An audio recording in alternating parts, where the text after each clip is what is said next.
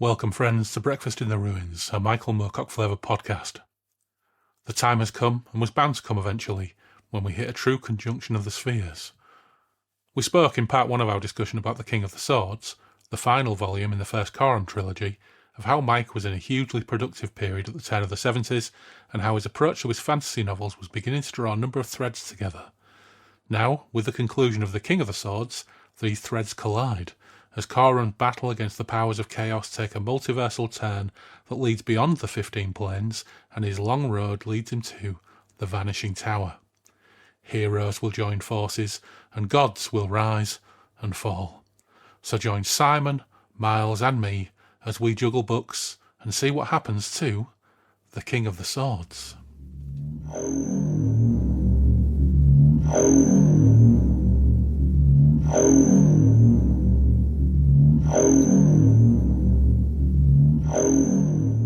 Here we are, back in Derry and Tom's. A special Derry and Tom's in a peculiar kind of way. I say peculiar. It's a special all-star team-up episode. We've finally got to one of those points with Moorcock books where we need an all-star team-up episode. And because it's Moorcock, this is going to be the culmination to two things, one of which we've already covered, the other of which we haven't. So, yeah, I suppose we'll expand upon that as we go. But this, ostensibly is Knight of the Swords Part 2. We recorded the first part, Simon, back in December 2024.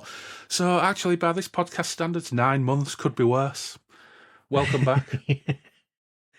Yeah, I think on the last one you said, well, we'll sort it out in January. We'll get it done round about the new year, and it's taken this long. But yeah, that's fine. I've read the book like several times through since then. Yeah, I was talking to Robbo the other day, and it's 4.5 years since we did Wheels of Terror Part 1, and we're still talking about doing Part 2. So, as delays go, this is almost a negligible delay. And we're also joined by Miles, because... Sorry, go ahead, Miles. We're doing King of the Swords, right? Not Knight of the Swords. Oh, yeah. Okay. King of the Swords. You said Knight of the Swords, and I started to panic. Yeah, don't worry. It's all the way through the Who Dares Wins episodes, I kept calling it Where Eagles Dare. So, yeah. King of the Swords. We're finally finishing the Prince in the Scarlet Robe trilogy. And, of course, the culmination of the Prince... Well, we'll get to that, because if people who are listening don't have any clue what we're talking about, wow, there's some major surprise coming, isn't there? Oh, how exciting. But yes, Miles is here for reasons that we will get into shortly. But, spoiler, Miles mentioned he was reading that other book a short while ago, and I was like, oh, Miles, just join us for part 3 of The King of the Swords then. Cool. So, Simon, where were we with the adventures of Corum and Jaria Cornell in The King of the Swords? Because we parked it because we knew something was just around the corner that we might need to save for another time. And also, we'd been at it for about 2 hours, so we needed a break. But what's going on in the world of Corum and Jari? Corum and Jari have been having a right old time. There's been a thing called the Cloud of Contention that's turned everyone against each other. Lots of nonsense going on. They found a skyship and they kind of been travelling about. I think the skyship got sort of trapped in the kind of time storm, and they ended up in what we believe to be Cornwall, or Curnow as it was called. He met a woman called Lady Jane Pentalion who knew some magic of fairy ways, which we assume would have been a Vadag or some sort of similar creature that she'd met in the past. And she had what she called a witch knife, which she gave to him. And he met another sorcerer called Baloriag, I believe. And they've travelled to a place called Balwyn Moor, I believe, and they're looking for this Vanishing Tower. Oh, we've not actually got to that yet. Oh, no, we didn't get that far. Okay. No, we didn't get that far. Did he not even? All right, okay. No. Baloriag is just about to turn up. So, yes, we got to that point where they were on the run from zealots of this church because they recognised that Corum was of another world. So, of course, you had one of those usual scenarios where Corum and Jerry get separated. It's like, oh no, they've got separated. What's going to happen? And then Jerry turns up a page and a half later and saves his bacon when he's just about to get burnt at the stake or whatever it was. So they're getting chased by And he had a lot of zealots exposition as well. Yes, much exposition, which we'll find a bit of that here as well. What a surprise. And this beautiful old lady, this Lady Jane Pantaleon, has a house, and she once loved an elf from another realm. And we had a long conversation, didn't we, about how like elves and goblins and things like that ended up in lore and legend, and certain things from the Corum mythos map onto those things. And that ended in tragedy and sadness. See part 1 or listen to part 1 if you want the details on that. And in a roundabout way, Corum is still bound to bring down the King of the Swords, just like he brought down the Knight of the Swords and the Queen of the Swords. Although to a degree, the King of the Swords in this book is kind of not really featured a huge amount. It's more been like, quest mode, bouncing around various places, but it all has been very, very interesting. So we're picking the story up with chapter 6 of book 2, which is called Sailing on the Seas of Time. Oh, that's a fairly familiar sounding title, isn't it, for one reason or another? So I'll just read the first page or so. So just set the scene. 3 days went by, and in normal circumstances, Corum would have grown frustrated, impatient. But the old beautiful lady calmed him, telling him something of the world she lived in but hardly ever saw. Some aspects of it were strange to him, but he began to understand why strange folk such as himself were, in the main, treated with suspicion. For what the Mabden of this world desired more than anything was equilibrium, stability not threatened by the doings of gods and demons and heroes, and he came to sympathise with them, though he felt that an understanding of what they feared would give them less to fear. They had invented for themselves a remote god whom they simply called the God, and they placed him far away from them. Some half-remembered fragments of the knowledge concerning the cosmic balance were theirs, and they had legends which might relate to the struggle between law and chaos. As he told the Lady Jane, all the balance stood for was equilibrium, but stability could only be achieved by understanding of forces which were at work in the world, not a rejection of them. On the third day, one of the old retainers came running along the path up to the house where Jerry O'Connell, Corum, and the Lady Jane stood conversing. Speaking in his own language, the man pointed into the forest. They still search for you, it seems, she told them. Your horses were released a day's ride away in order to put them off the scent and make them think that you hid near Liskeard, but doubtless they came here because I am suspected a witch. She smiled. I deserve their suspicion far more than do the poor souls they sometimes catch and burn. So they're still under threat from these terrible people and this awful friar who's hot on their scent. And his mate is nosing around Lady Jane's place, so they need to get done and back to the 15 Plains. But this is where this old geezer, Baloriag, comes in, because he's got the means. I think it was Baloriag, this we said last time around, that was a little bit like the meddling monk in Doctor Hull. Doctor Who. There should be a Doctor Hull. Yeah, there should be a Doctor Hull, really. Freudian slip. But yeah, we mentioned that, didn't we? And of course, Miles, you've just been doing your huge, grand Doctor Who rewatch. So this Baloriag character, thousands of years old, has a knowledge of plying the time streams, has a vehicle that can actually transport them through time, and is grumpy and takes the piss out of Jerry continuously. Master Timoras, you rogue. Yeah. So did you read all this in prep for this, or did you just read the end bit? Oh no, I read all of this for the whole thing, which took me 2 days. Yeah. Commitment. I love it. Commitment to the cause. Yeah. So Baloriag, quite interesting character. Doesn't stick around very long, which is a shame, but I kind of like him. Gonna have to do another little read, and the reason why I've got an all-star team up here, of course, is because we've got multiple characters. But let's do a wee read.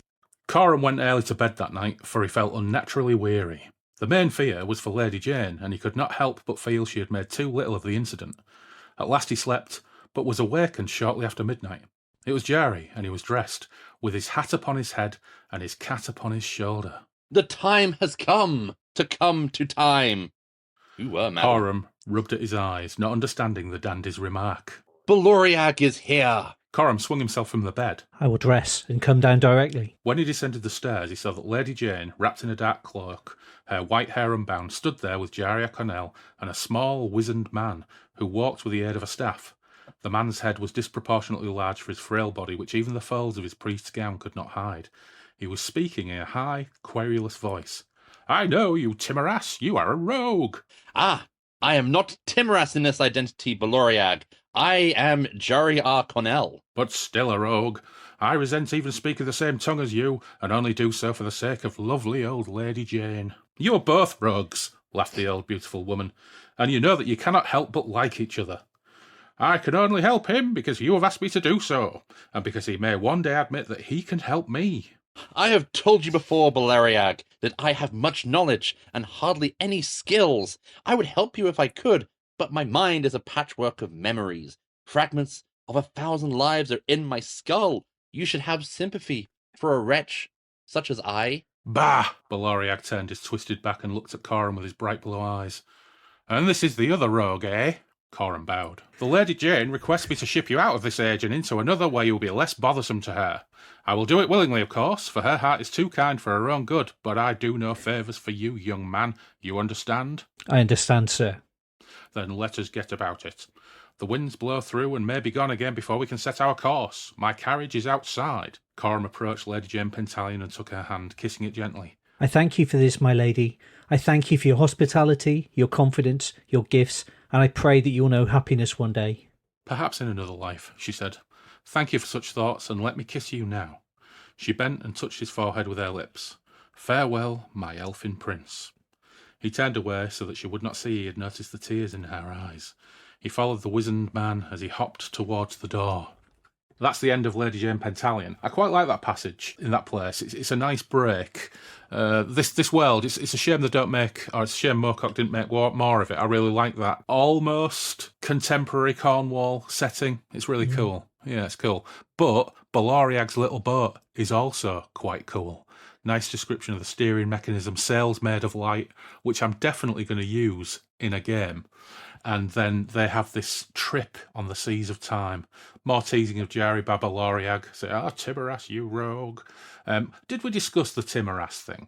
Is Timoras actually a reference to something broader? Or is it just something that pops up, one of his other identities? I feel like it's only just popping up here. I've got no memory of it in any of the other books, but yeah. It's difficult to keep track of some of these. Because when I was reading this, I think I mentioned last time, I was sure, Baloriag, he must have popped up elsewhere in this sequence, or maybe in Hawkmoon, the second Hawkmoon trilogy, but as far as I can tell, no.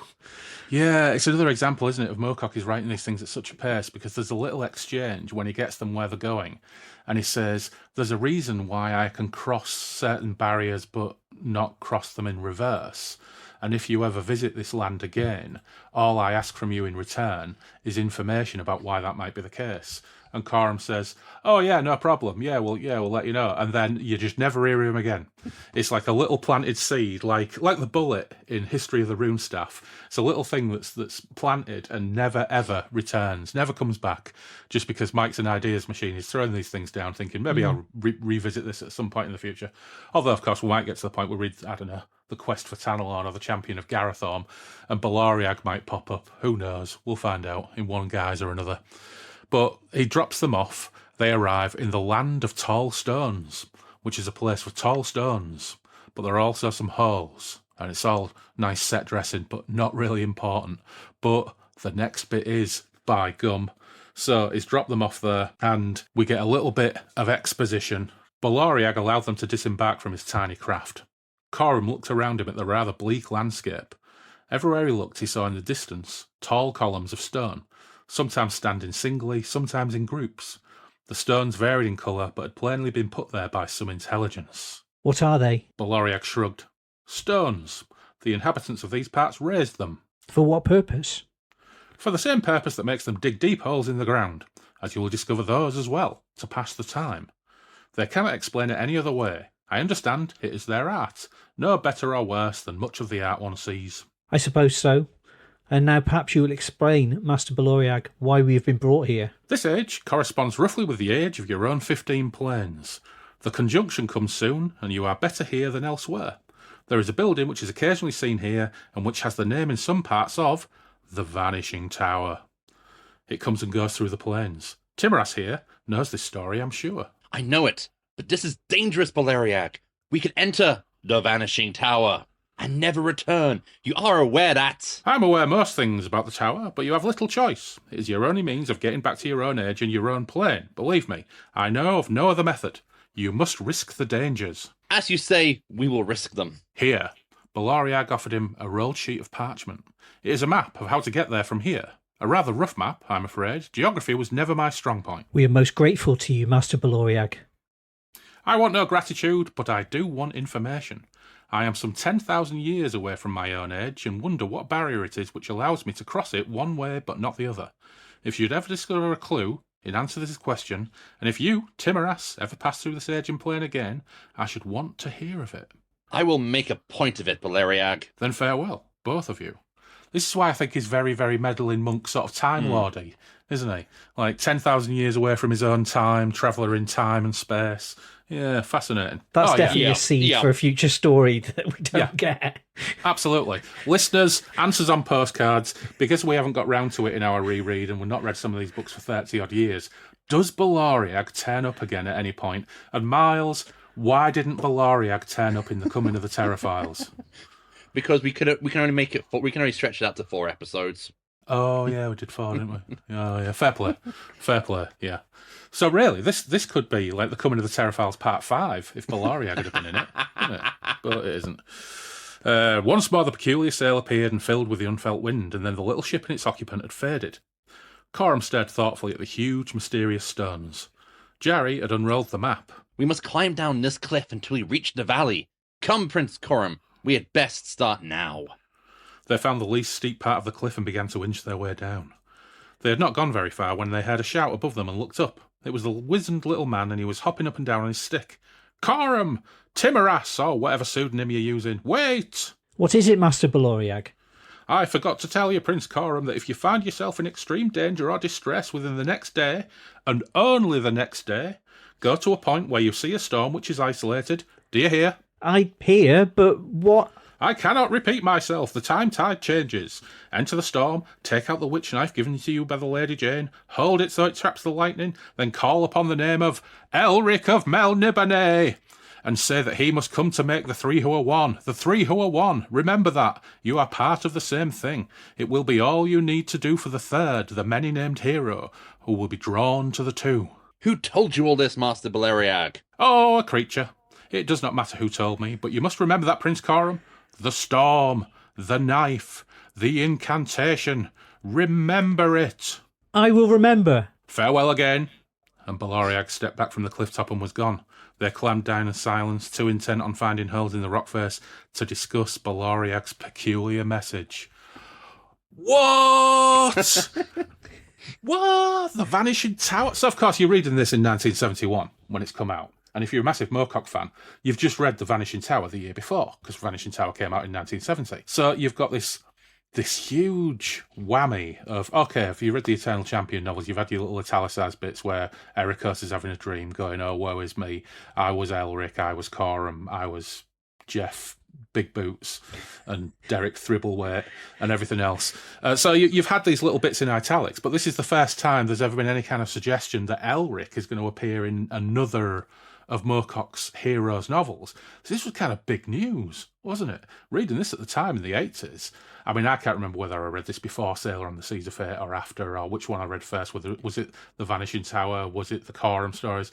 I have no idea. But back in those days, reading this stuff and it all sort of piling up like this was quite, you know, having this kind of level of meta intertextuality between his novels was quite a big deal. Wait, so did The Vanishing Tower come out before the first Corum book? No. Oh, sorry. Yeah, of course. Vanishing Tower came out in 1970. Is this 1967, 68, the first Corum trilogy? I think 71. That's what it says. All came out in 71. Oh, God, I'm getting so confused with it all. It's the Hawkmoon books that were 67, 68 then. Yeah. Right, yeah. Okay. So, Vanishing Tower gets published in 1970. This is published in 1971. So the version of what's to come that's in the Vanishing Tower was written first, and then show us yours. We've shown you yours, ours. Oh, I can't even say that properly. We've shown you ours, you've shown us yours. Yeah, we've all got our Vanishing Towers. So just for the listeners, so you know what the fuck we're on about when we're just going. Miles and I. No, Miles has got the door. Is it the door print you've got with the Robert Gould? Berkeley. I've got the Berkeley Press. Berkeley Press with the Robert Gould cover.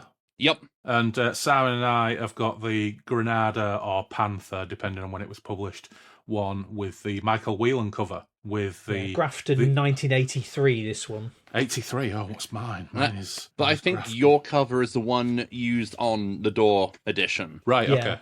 Oh, yeah, Whelan New did English the Library, Door first ones. edition, 1971. Copyright Michael Moorcock, 1970. And it's previously published in a different form under the title The Sleeping Sorceress. Now, because it was hard work enough reading this end part twice, once from Corum's perspective and once from Elric's perspective, I didn't go and dig out my copy of The Sleeping Sorceress, which was published in the early 70s by Mayflower, to see if it was any different or if there'd been any revisions in the Grafton version. It's perfectly possible that there were. And I'm reading Prince and the Scarlet Robe, I'm reading from the Golanx omnibus, so I suspect these are probably pretty much the same as they were, but with that said, the Sleeping Sorceress was the same thing in a slightly different form.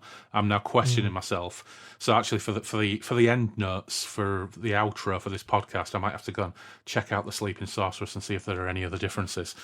Yeah. So yeah, it was quite a wild thing back in the day, wasn't it? And just to make things more bloody complicated, we're getting this Elric Corum mashup. So you're reading this in 1971, and in terms of Elric chronology for the character, narrative order, Elric's already met Corum, because Sailor on the Seas of Fate comes before this in narrative order, but was written 6 years after this. And then the version of that you get from Hawkman's perspective is in The Quest for Tanalorn, which was written in 1975, the year before Sailor on the Seas of Fate, and tells the same story from Hawkman's perspective.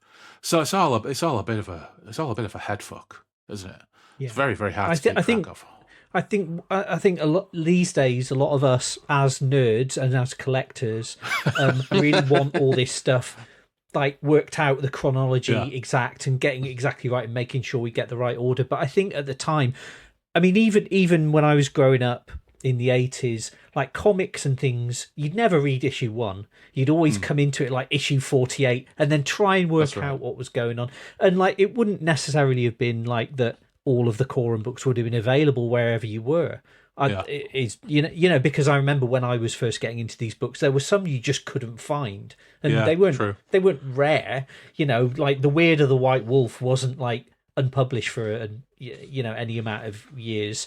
It was just like in the shops near us, they didn't have it. So to me, that was like a rare book, you know. Yeah.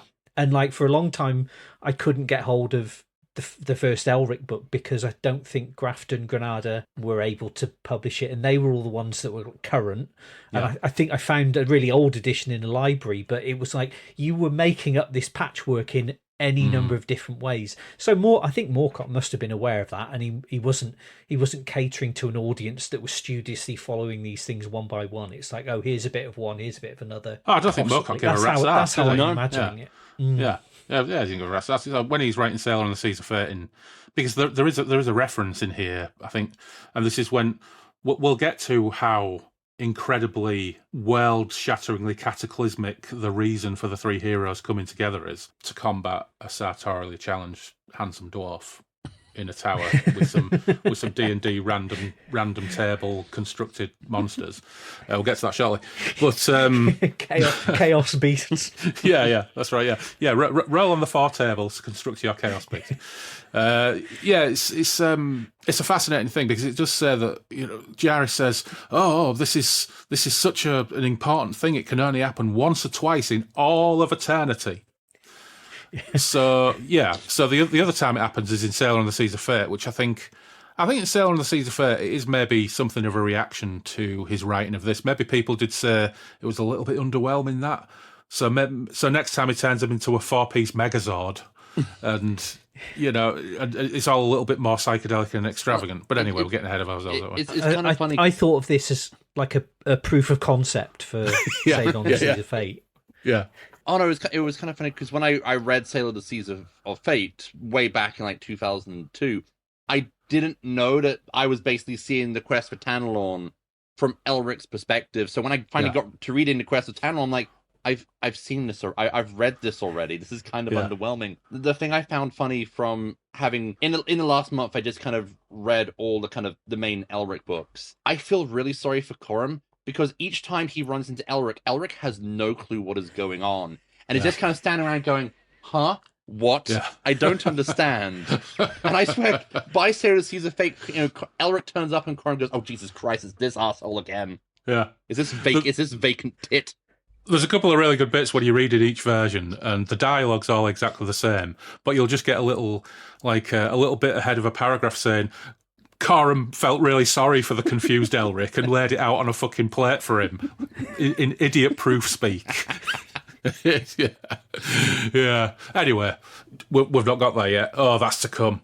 Turns out Jari is really, really into the idea of the Vanishing Tower and reckons it's the quickest way to get back to Tanalorn. And despite giving Corum a massive explainer about Voloidian Gaznazdiak and what a bugger he is, and how the guy who originally occupied the tower, blah, blah, blah, is like, oh, yeah, it's going to be really dangerous. Oh, he's a really powerful sorcerer. You know what? We're going to have to tread carefully. The moment the tower arrives, he just piles in. The door slams shut behind him. And Corum's like, oh, shit. He's banging on the door. Jerry, are you all right? And it's so funny. And this page says, this sinister voice says, welcome to the home of Volodian Gagnazdiak, friend. You are an honoured guest. Corum felt something happen to the tower. He looked back. The forest was disappearing. He clung to the handle, kept his feet on the step for a moment. His body was racked by painful spasms, one following closely upon the other. Every tooth in his head ached, every bone in his body throbbed, and then he had lost his grip upon the tower and saw it vanish away. He fell and landed on wet, marshy ground. It was night. Somewhere, a dark bird hooted. Like, oh, what a Burke. Jerry, what a Burke. Although, to be honest, Corum's plan when the next time the Vanishing Tower turns up is roughly the same. It's like, right, it's here, bum rush it. So now you've got one of these classic Moorcock situations where, oh no, our heroes have been separated. Jerry has been kidnapped. Corum will now have to go on a crazy quest to find the Vanishing Tower. And he finds it about 3 pages later, thanks to an old lady who goes, oh yeah, it's over there. No, it's just over there. He finds himself back in his own world. The wedding god does him a big favour. Once again, the third big favour, third but not last big favour that he gets from the wedding god. And by some remarkable stroke of luck, he lands up just near Balwyn Moor and Darkvale, and some old deer points him in the right direction, where he grabs a couple of horses and heads to the dark, wet valley. Exciting stuff. And of course, this is Corum's own world, isn't it, as well? This isn't the Cornwall that we've just been in. This is actually Corum's old world. Corum's own world, I should say. So he's like, all right, what do I do now? And everything comes back to him that Baloriag said and that Jari says before he disappears in the Vanishing Tower, which is, oh yeah, all that stuff Baloriag said. Yeah, what he said, do that. Witch knife, thunder, lightning, shout, summon, everything. Well, he said to himself, there is nothing else for it. In truth, I'll need allies to go against Volodian Gagnazdiak in his Vanishing Tower, and if these allies are powerful, then so much the better. With the crystal witch knife held aloft, he stepped into the roaring cloud. Lightning struck the witch knife and filled him with shivering energy. All about him was disturbance and noise. He opened his mouth and he cried, Elric of Melniboné, you must come to make the 3 who are one. Elric of Melniboné, you must come to make the 3 who are one. Elric of Melniboné. And then a fierce bolt of lightning came down and shattered the witch knife, flinging Corum down to the ground. Voices seemed to wail across the world. Wind swept in all directions. He staggered upright, wondering suddenly if he had been betrayed. He could see nothing but the lightning, hear nothing but the thunder. He fell and struck his head. He began to raise himself to his feet. Meanwhile, in Tanalorn, Switch's book. Yeah. Meanwhile, in Tanalorn, Elric is chilling with Rakir the Red Archer. So, just for everybody's attention, we've now switched over to the Vanishing Tower, aka the Sleeping Sorceress, and we're on Book 3, 3 Heroes with a Single Aim. So, yes, astonishingly, this podcast is also the conclusion to the Vanishing Tower. which we haven't covered yet, which is perfectly Moorcocky. So we, at some point, will do the first 2/3 of the Vanishing Tower stroke the Sleeping Sorceress. Just not now. But yeah, to cut a long story short, in the first story, he meets Myshella, Myshella of Castle Canaloon, Myshella of the Dawn, and her funky eagle made out of gold and silver, which is very metal. And in the second story, Theleb Kana, the Pantangian sorcerer, has got the hots for Myshella, and, stuff happens. And then in the second one, Theleb Kana tries to use Nadsokar, the city of beggars, as a leprosy-riddled army of amputees to conquer Tanelon, because he's a bugger, is Theleb Kana. But Elric also managed, with the help of the men of Tanelon and the return of Rakia the Red Archer, to dispel or repel the attack of the beggars of the city of Nadsokar. So yeah, Elric is now hanging out in Tanelon with Rakia the Red Archer. I can sum up the Vanishing Tower much quicker than that. Well, that was only 30 seconds. Elric pursues a deadly vendetta against Theleb Kana rather than go to therapy. Yeah, fair. That is a perfectly reasonable alternative suggestion. And actually, at the beginning of the third story, Three Heroes with a Single Aim, Rakia is doing his best to give Elric therapy. But Elric's just not having it. He's not having none of it. Yeah. No, it's not. So he's in Tanelon, which frankly sounds pretty cool. I bet it's got loads of great pubs. I bet there's tapas restaurants. I bet there's all sorts of great stuff in Tanelon. I kind of imagine Tanelon in this book is looking like Port Mirian from The Prisoner. Yeah, I tell you what, Port Mirian is great. Have you ever been? No, we wanted to last time we went back, but we couldn't get out there. We went to Cardiff though, and a lovely time was had in Cardiff. Cheapest capital city for pub food back in 2016. Yeah, about 15 years ago. I can't remember if it was my mate's birthday or my mate's other half's birthday. But anyway, we ended up staying in Portmeirion, in one of the places in Portmeirion, for 5 nights. And there's not a huge amount goes on in Portmeirion. There's like an ice cream shop and a couple of gift shops. But Simon, you know where the prisoner shop is, where you get all the TV tat? Our front door to our place was like 15 yards round the corner from the shop there. And The Prisoner played... when you watch the telly, there was a Prisoner channel that just played all the episodes of The Prisoner on repeat, just cycling through, and would sit and watch them, and would see Patrick McGowan running past our front door. It was absolutely fantastic. Not somewhere I would stay for 5 days, to be honest, because you ran out of things to do pretty quickly. But there's it looks a lot bigger on TV, right? It does, yeah, it does. But there's a cool little art gallery there. There's lots of really, really nice grounds. But yeah, nice place. But well worth a visit for the day. I've still got my prisoner badge and prisoner tea towel somewhere from that visit. Yeah, pretty cool. Right, we're at a point now where we're going to have to do some readings, and we're going to have to... Now, Miles, you've already been reading Jari, but... we've got Rakia and Elric having a conversation here. We'll start off with a description of what Elric's wearing, because that's classic Breakfast in the Ruins talking about Moorcock. But who wants to be Elric and who wants to be Rakia? Any volunteers? I'll do Elric since Simon's already got Corum. Okay, you do Elric then. Do you want to do Rakia, or shall I do Rakia, Simon?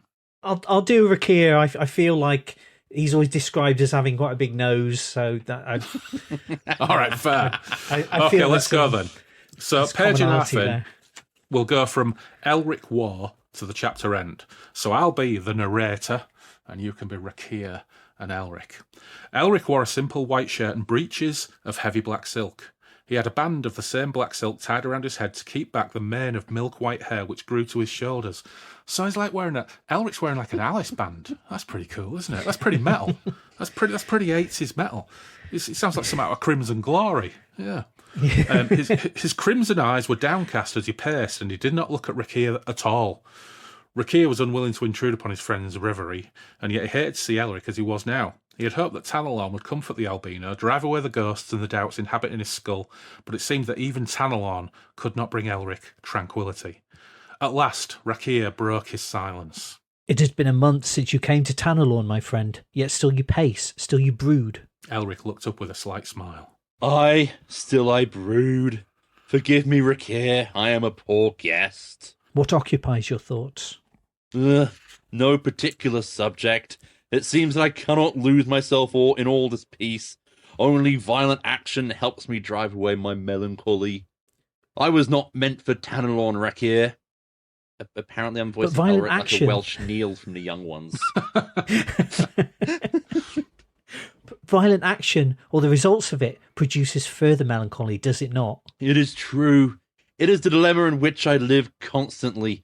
It is a dilemma I have been since the burning of Imrir, perhaps before. It is a dilemma known to all men, perhaps, at least to some degree. Aye, to wonder what purpose there is to one's existence, and what point there is to purpose, even if it should be discovered. Tanelorn makes such problems seem meaningless to me. I'd hope that you too would be able to dismiss them from your thoughts.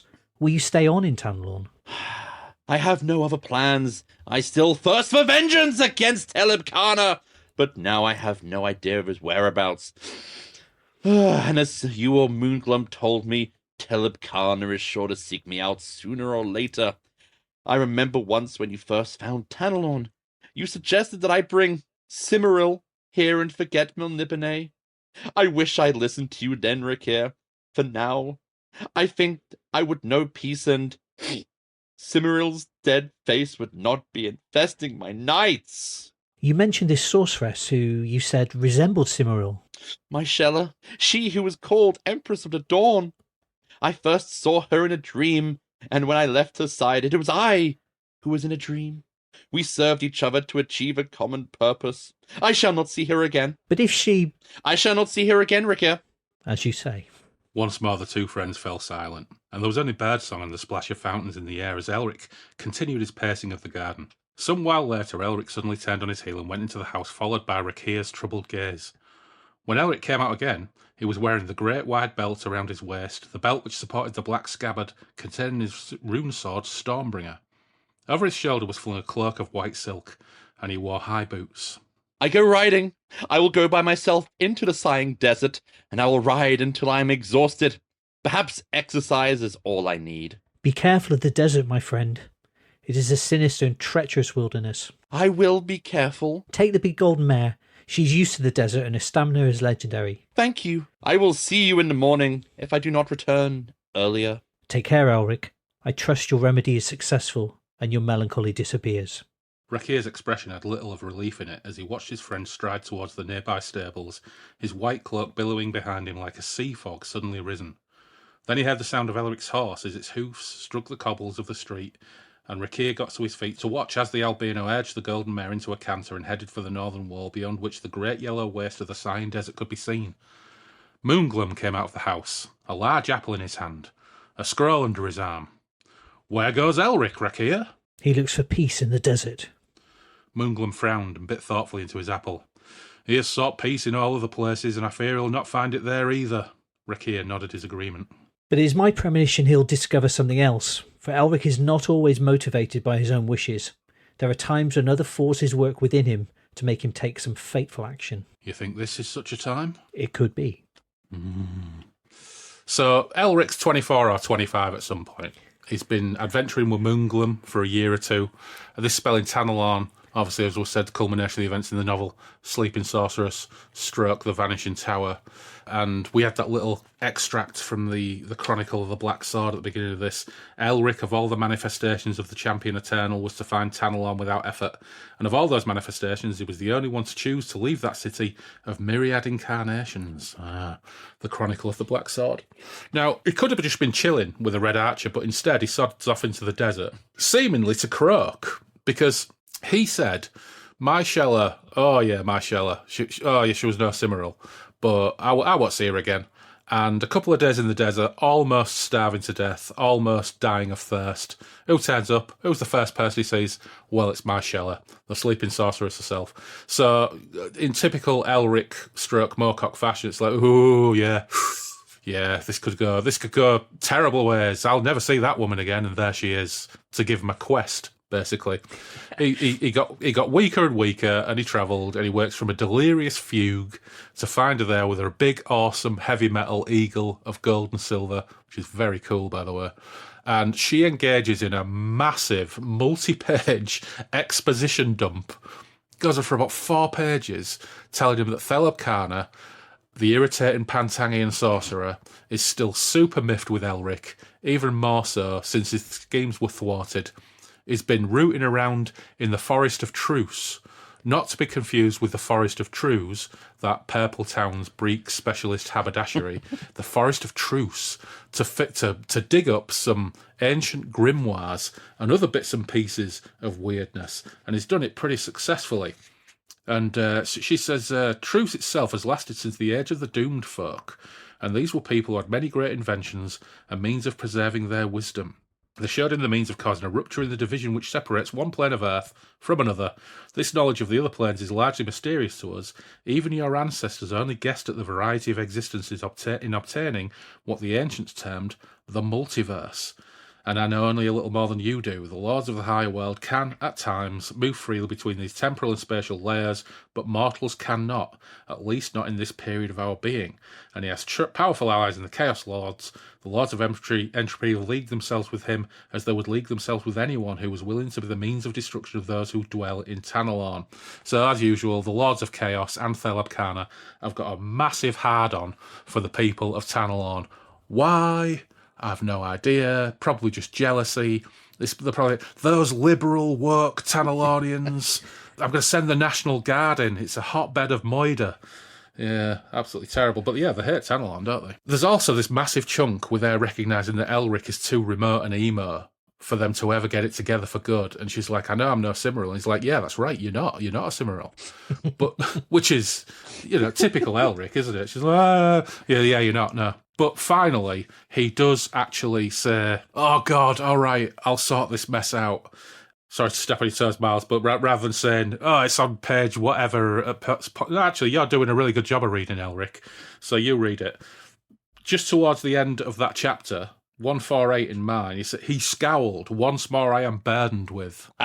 Once more, I am burdened with unwanted responsibilities, hedged by considerations other than my own desires, trapped by emotions which we of Melnibone have been taught to despise. It's so unfair. I will go, Michelle. I will do what you wish.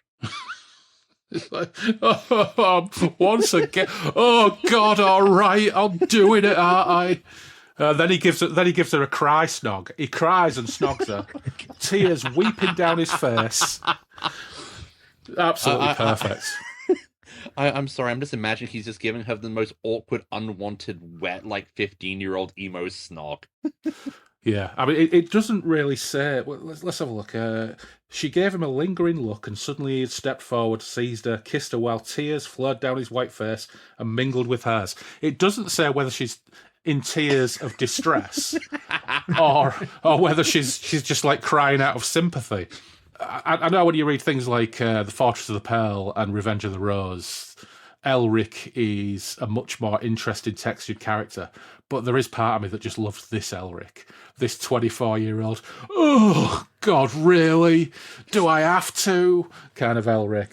Yeah, just weeping, snog weeping a hot babe before he goes off to carry out the quest. Fucking brilliant. At the moment, I'm thinking, God, he should pull himself together. But when I read this, I was 15 or 16. I was like, it's this guy. Yeah. Amazing, really. He finds Theleb Kana's camped anywhere. There's a cool passage about the big crazy machine that the sorcerer is building, which is actually a really nice passage. I like that. I like the description of the hideous beasts he's conjuring too. Elric saw a shadow then behind the bowl. It was a shadow which dwarfed even the great machine. Something bellowed. It was scaly, it lumbered, it raised a huge and sinuous head. It reminded Elric of a dragon from one of his own caves, but it was bulkier, and upon its enormous back were 2 rows of flapping ridges of bone. It opened its mouth to reveal row upon row upon row of teeth, and the ground shook as it walked from the other side of the bowl and stood staring down at the tiny figure of the sorcerer, its eyes stupid and angry. Another came pounding from behind the bowl, and another, great reptilian monsters from another age of earth, and following them came those who controlled them. The horse was snorting and prancing and desperately trying to escape. But Elric managed to calm her down again as he looked at the figures which now rested their hands on the obedient heads of the monsters. The figures were even more terrifying than the reptiles, for although they walked upon 2 legs and had hands of sorts, they too were reptilian. They bore a peculiar resemblance to the dragon creatures, and their size also was many times greater than a man's. In their hands they had ornate instruments which could only be weapons, instruments attached to their arms by spirals of golden metal. A hood of skin covered their black and green heads, and red eyes glared from the shadows of their faces. Ah, they're quite cool monster villains. I like those a lot. Significantly better than the random table constructed beasts in the Vanishing Tower. Yeah, sorry, go on, Simon. Yeah. Like a roll D20, got a 15. He's got the head of a tiger. He's got the body of a gorilla. He's got bat wings. But these, I read this earlier this week, and it really reminded me of. And I've not followed Warhammer in the last 35 years, right? But back in the 80s, when I was, into these books and White Dwarf, I'm sure in Warhammer they had like lizard men riding lizard beasts, and I think they were called the Slan or the Slain or something. Oh yeah, they the were old like Slan from the old world, right? Yeah, and that immediately made me think of. I immediately remembered that when I was reading these kind of ancient ones. Now people with a better understanding of Warhammer that they've developed over the last 30 years will know more than I do, because mine is very limited and largely from the Warhammer Fantasy. It's from a combination of the Warhammer Fantasy role-playing game from the 1980s, the original Games Workshop one, and the lyrics to Blood for the Blood God by Sabbath. Which refers to the old Slan. Yeah, at one point. Right, okay, in the lyrics. Yeah. I had some Citadel miniatures of these giant lizards with lizard men riding on top, right? And I think I had some dark elves riding on top of them as well. But absolutely, someone at Games Workshop was just flipping through these, just picking out little bits and bobs here and there. Absolutely. And then, stealing wholesale the entire concept of Law and Chaos. Yeah. Well, in terms of the old Slan, now, I could be wrong, but I'm pretty sure I read a while back that the old Slan law and mythology has largely been erased, and all of the 10,000 years ago pre-Warhammer law now is all about it's more about deities and chaos lords versus lords of law effectively. I think the Slan have been largely eradicated from the mythology, but I could be wrong. I don't know why. I think I've read that somewhere, but I'm not a massive Warhammer geek. I don't really know. I quite like the Warhammer Fantasy role-playing game. That's about the extent of my involvement in it. And even then, when I have played or run it, I've jettisoned 98% of what's in it and just made it about monks and charcoal burners trying to transport sausages through the forest and not get them all stolen by bandits, because that's about my level of fantasy heroics. Yeah. Low-level shit kickers. Yeah, that's what I like. And when Loz ran it, we were night watchmen working the night shift in a coastal town, which largely revolved around pulling pranks on the day shift. So yeah, we didn't really get massively into the Warhammer lore when we played that game either. Yeah. Well, my memories of the role playing game, it was that really shitty, grungy, small, European. And I think the earlier Warhammer Fantasy Battle was a bit more your kind of big high fantasy, people riding on dragons and things. But my abiding memories of that game was you could be like Stormbringer, you could be a leper. Yeah. Where anyone would ever really want that, but that was in there. You rat catchers and plague doctors and that was the funny thing about creating characters for it. When I ran it about half a dozen times, and the characters, I think one of them was a charcoal burner, one of them was not even an acolyte in the temple. It was like some wanky 15-year-old kid who scrubs the steps, and you're not even anywhere near being an acolyte yet. I can't remember exactly what the class was called. One of them was an agitator, which just meant he was like a socialist worker seller in the marketplace who would just get on people's tits. I think I can't remember what the other two were, but they were all of that ilk, and they were all fucking useless. And even if they all teamed, so when I'll come off this thread shortly, but one of the first adventure they ever did was to go and get some sausages from a nearby village, Herr Schiller's super sausages or whatever the fuck it was, and bring them back for Sigmar Fest. And the majority of the first 2 games was getting them there, having a political debate in an inn along the way, getting the sausages, getting them back, and then having to negotiate with the bandits in the forest to only take a third of the sausages so they didn't have to fight because they thought they would all lose because they were so terrible in a fight. And I think we played two whole games for about 4 hours each, never had a single fight. It was fucking brilliant. It was absolutely fantastic. It was so enjoyable. When the first time they ever did come up against a Chaos Beast in the forest, they all nearly got killed straight away because Warhammer Fantasy Roleplay creates useless characters in the first instance. But they carried that system on into that game Dark Heresy that they did for the Warhammer 40,000 universe. And I picked that up years later, and I ran this about 12, 13 years ago. And the starting characters in that are fucking useless because it uses the same kind of system. So you're all agents of the Inquisition, hand-chosen, specialist agents of an Inquisitor tracking down heretics and demons and all this business. Well, they were fucking terrible. They couldn't hit a barn door with the weapons. They couldn't hit anything in a fight. It was just constant miss, hit. Oh, you're dead. It's terrible. Were you trying to get sausages from one solar system to another? No, there were no sausages involved in that one. I tried to up the stakes a little bit. Yeah. I can't remember exactly what the stakes the rather gist than of that game sausages. was. Yeah, no. Some hot cross buns. Yeah, possibly. Yeah, some hot cross buns from the Eye of Cadia. Yeah. Anyway, where were we? Yeah, let's get off Warhammer. Yeah, we've talked quite a lot about Warhammer while we've been doing Corum, haven't we, Simon? It's been funny. It's popped up quite a few times. Elric thinks, right, my horse is panicking at the sight of these beasts. I need to charge the huge device and attack it. And indeed he does. The black sword collided with the glass and sank into it. Carried on by the momentum, Elric was flung from his saddle, and he too passed through the glass, without apparently breaking it. He glimpsed the dreadful planes and curves of the doomed folk's device. His body struck them. He felt as if the fabric of his being was disintegrating. And then he lay sprawled upon sweet grass, and there was nothing of the desert, of Thelebkana, of the pulsing machine, of the horrible beasts and their dreadful masters, only waving foliage and warm sunshine. He heard birdsong, and he heard a voice. The storm, it has gone, and you? Are you called Elric of Melniboné? He picked himself up and turned. A tall man stood before him. The man was clad in a conical silver helm and was encased to the knee in a byrnie also of silver. A scarlet long-sleeved coat partly covered the byrnie. The man bore a scabbarded longsword at his side. His legs were encased in breeks of soft leather, and there were boots of green-tinted doeskin on his feet. But Elric's attention was caught primarily by the man's featureless, which resembled those of a Melniboné and much more than those of a true man. Featureless. Features, for fuck's sake.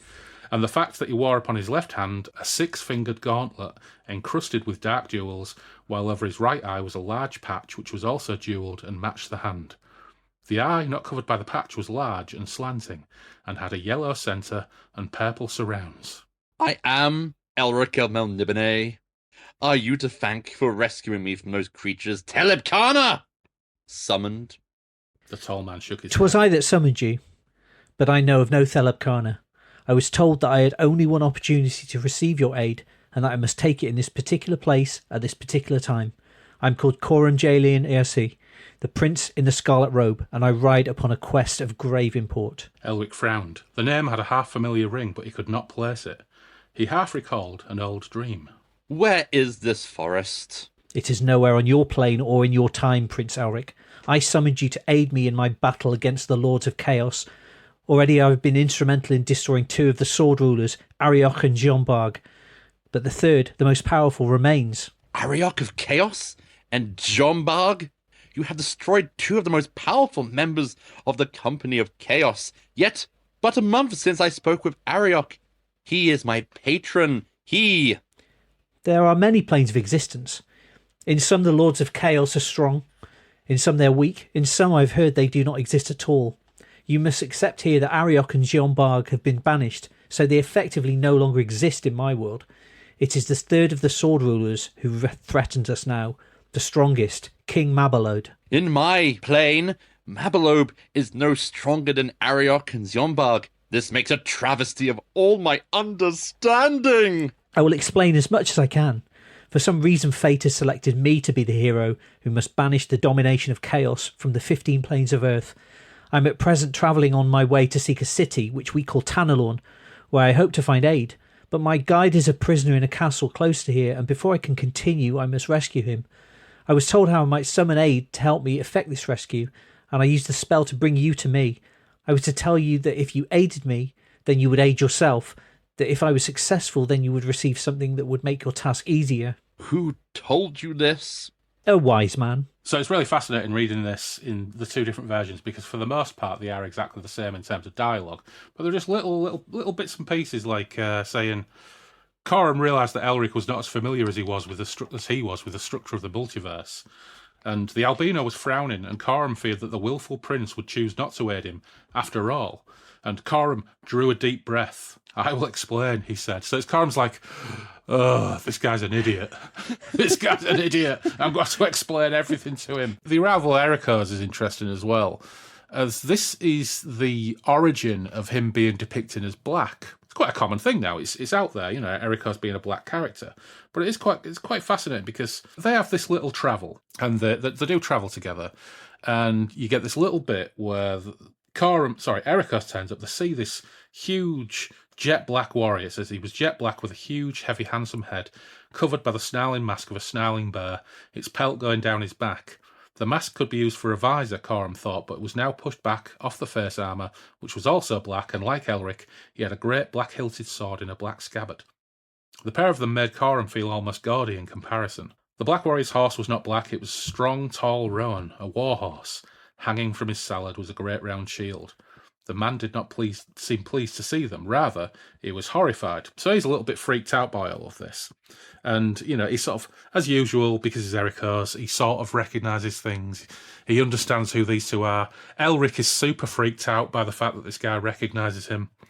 But it says Corum was sympathetic and asks him his name. And he says, this is classic Ericos dialogue. 1,000 names of mine, 1,000 heroes I have been. Oh, I am John Dacre, Ericos, Erlich, many, many, many more. The memories, the dreams, the existence. Do you not understand? Am I the only one to be doomed to understand? I am he who has been called the Champion Eternal. I am the hero who has existed forever, and yes, I am Elric of Melniboné. Prince Corum hailing Sea, I am you also. We three are the same creature, and a myriad other creatures besides. We three are one thing, doomed to struggle forever and never understand why. Oh, my head pounds! Who tortures me so? Who? So they ask his name. He says that he's seeking Tanalorn. Only there may I discover some remedy to my dreadful fate, which is to know all previous incarnations and be held at random from one existence to another. Tanalorn. I must find her. He does find Tanalorn in the quest for Tanalorn. Spoiler, it's a bit rubbish, but we'll get to that in years to come. And Corum asks him his name, and he says, call me Ericos, though another name suggests itself to me, for it was as Ericos that I came closest to knowing forgetfulness and the fulfillment of love. So I don't think he's saying... I think he's saying Ericos because it's a recognisable name, and Ericos he understands to be the version of the Eternal Champion who has the most memory of his other incarnations. But the fact that he says another name suggests itself to me, but he says, just call me Ericos, I think probably suggests that it's strange. I got into a conversation on a comment on YouTube on one of the Eternal Champion episodes, and somebody asked a question about the Japanese artist whose name I forget, the cover he did for the Eternal Champion Millennium Omnibus, which is a really fantastic cover. Yoshitaka Amano. That's the guy, yeah. And obviously Elric on that cover is depicted as, well, white, super pasty, frankly, pasty and almost grey. But this guy was saying that can't be Elric on the cover because Elric's black. Sorry, that can't be Ericos on the cover because Ericos is black. It's well acknowledged that Ericos is black. So what gives you the idea that that is actually a picture of Ericos? And I couldn't be bothered to get into the conversation and just say, well, because it's the cover of the Eternal Champion. How is he portrayed in Phoenix and Obsidian? So Phoenix and Obsidian is Erlich Scarsol and is a big... Funny enough, the colour of Ericos or Erlic's skin is never mentioned. Okay. At no point in the Eternal Champion, is Ericos' race even discussed. There's no sort of physical description at all, is there? Yeah. No, none whatsoever. There is of Ehrlich, because he's a big, beefy, beardy guy who rides a polar bear sleigh. But even then, there's no mention of the colour of his skin. This is the first time there's any specific mention of him being black. And, yeah, I think it's cool that Moorcock was just like, yeah, fuck it, you know what? We can have a Black Eternal Champion incarnation. Fine. But I don't think it retrospectively changes Ericos. But on the other hand, because there is no mention, maybe everybody in the Eternal Champion is black if you read it that way. Why not? I don't know. I said maybe for like, well, I have 2 pasty guys. I can't have 3 pasty looking guys in this book. Yeah. Because you've got Elric, and I know Corum isn't albino like Elric, but they're also both incredibly similar in appearance. Yeah. And there is something about, I don't know, it's like, I think Moorcock is saying, you know what, I want a black aspect of the Eternal Champion. Just like a couple of years later, we've got a female incarnation of the Eternal Champion. Cool, fuck it, why not? I think giving him, is it a lion pelt helmet? It's probably a little bit on the nose. But the bear pelt helmet, does Ehrlich have a bear pelt helmet? I honestly can't remember. Don't think so. I mean, I mostly go on the Citadel miniatures versions of these characters, right, which are the first ones I knew. And when in this book, when he said another name suggests itself to me, again, I was looking at the timeline of when these books came out. The one that came out immediately before was Phoenix and Obsidian. Yeah. And I think Ehrlich gets a description because he becomes Ehrlich in it. It's like he does actually refer to being Ehrlich as well. Yeah. Yeah. So I think that name that suggested itself, he was intending to be Ehrlich because it was the last thing he wrote and it was the last hero he was. Oh, yeah, possibly. Yeah. But that's supposition, you know. Yeah. And Ericos, the black guy with the bear pelt, that also came in that Eternal Champion box set. And he was separate to Ehrlich, who was wearing this sort of very sort of icy green. You know, he carried the black sword, but he had furs because he's from this kind of Arctic, land. Yeah. Whereas there's none of that described here. He's not talked about as having furs and this sort of green sort of ice stuff here. So he's clearly very, very distinct from Ehrlich. Yeah, I'm going to have to dig into Sailor on the Seas of Fate and see if it's the same description in there. But you know what? If Ericos is black from now on, fuck it, great, let's have it. Because he could be a Driselba, can't he? Yeah, I think he is the same way. That's how he's described in Sailor the Seas of Fate. Lovely. Well, you know what? Let's go with that. I like it. I like the look, the black armour, the bear pelt helmet, huge beefcake. Oh, yeah. I can't say he's exactly packed with character in this. It's a real shame because we get Corum's perspective and we get Elric's perspective in The Vanishing Tower, which is a little bit slighter in terms of writing. I think the fact that it was written first, you can tell that Moorcock's writing it again and is putting a little bit more special sauce on it in terms of just some of the context around it and Corum's viewpoint. It is a shame we don't get Ericos' narrative viewpoint, but on the other hand, having read the Ericos novels, he doesn't really have much of a narrative viewpoint or perspective in those books either. He's not even a cipher, Ericos, is he? There's not a lot to him at all. Yeah. It's sort of interesting to have him sort of adrift and not have multiple books of adventures and just having showing up, and he always knows a bit more than everyone else because he remembers all the names, he remembers all the lives. But yeah, it's just another thing that kind of makes these books what they are. It's like, it's this guy again. We're not going to get to hear what he's been up to, apart from a couple of adventures that we've previously read. He's out there doing stuff. He's looking for Tantalorn. He's being unhappy. Yeah, I suppose also because he is basically plagued by memories of multiple personalities and incarnations, there's not much left of the man. Because even when the Eternal Champion kicks off, John Dacre turns up in Ericos' body. There is no previous memory that Ericos really has to any great level of detail of his life up until the point where he wakes up with John Dacre in his head. He just seems vaguely unhappy. He just seems vaguely dissatisfied with his life in London. Wakes up as Ericos and goes, right, I'm all in. Okay, I'm in. Yeah, that's right. He's got a shit, dreary life living in a crap flat somewhere in London, sulking every night, and he goes to sleep and he wakes up in a 6'4", hot, ripped super body with a princess lusting after him. He basically wakes up as Den from the Heavy Metal movie and goes, right, okay, fine. Yeah. It's a male power fantasy, isn't it? Yeah. But it's tinged with, yes, this is a male power fantasy. Yes, this hot babe princess is really into me.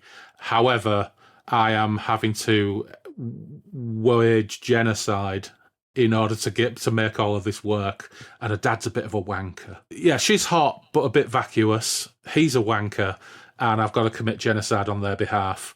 Oh wait, there's this also equally, perhaps slightly hotter hippie babe with slightly more intriguing interests and a really cool brother who's got a great record collection.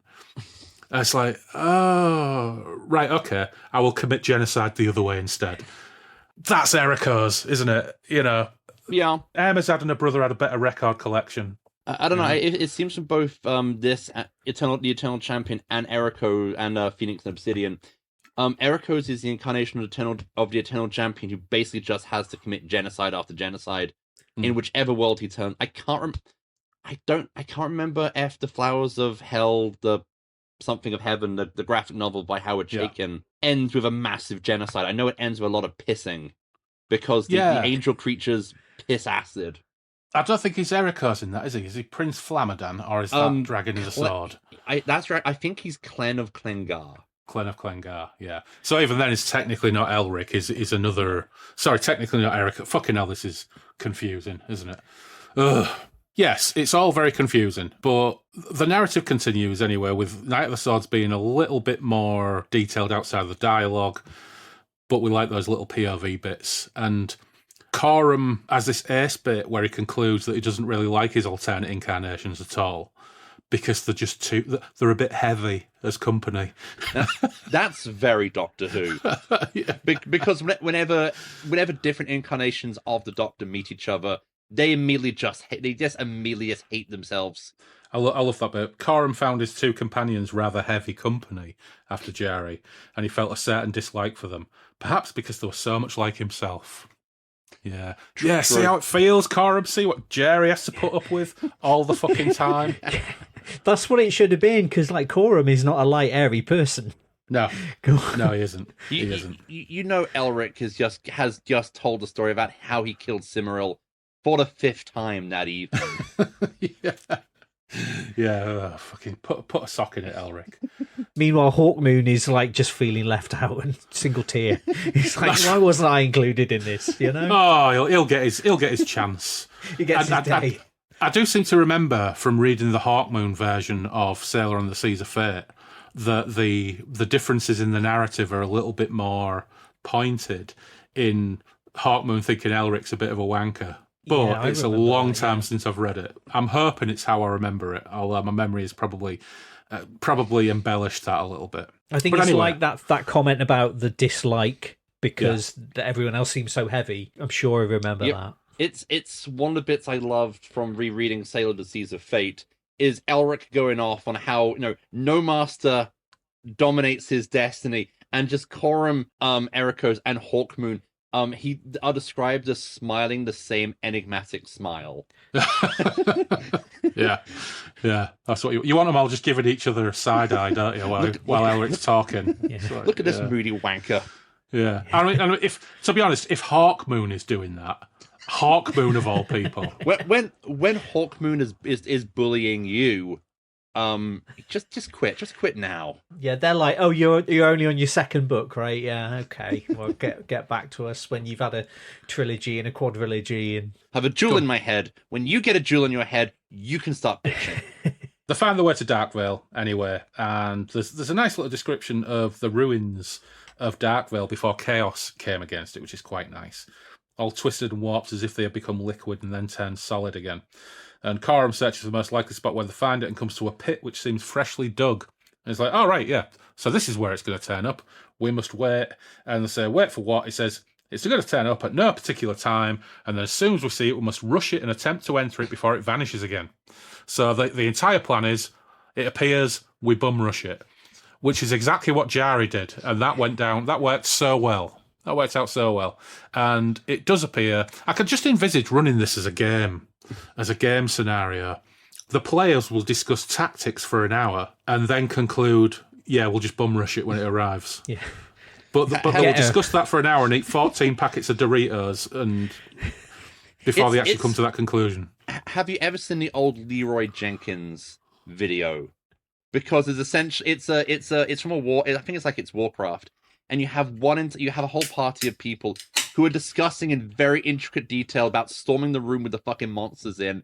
And then one guy just turns up, goes, "Let's go," screams Leroy Jenkins, runs in. Everyone else just rushes after him because fuck, Leroy just did that.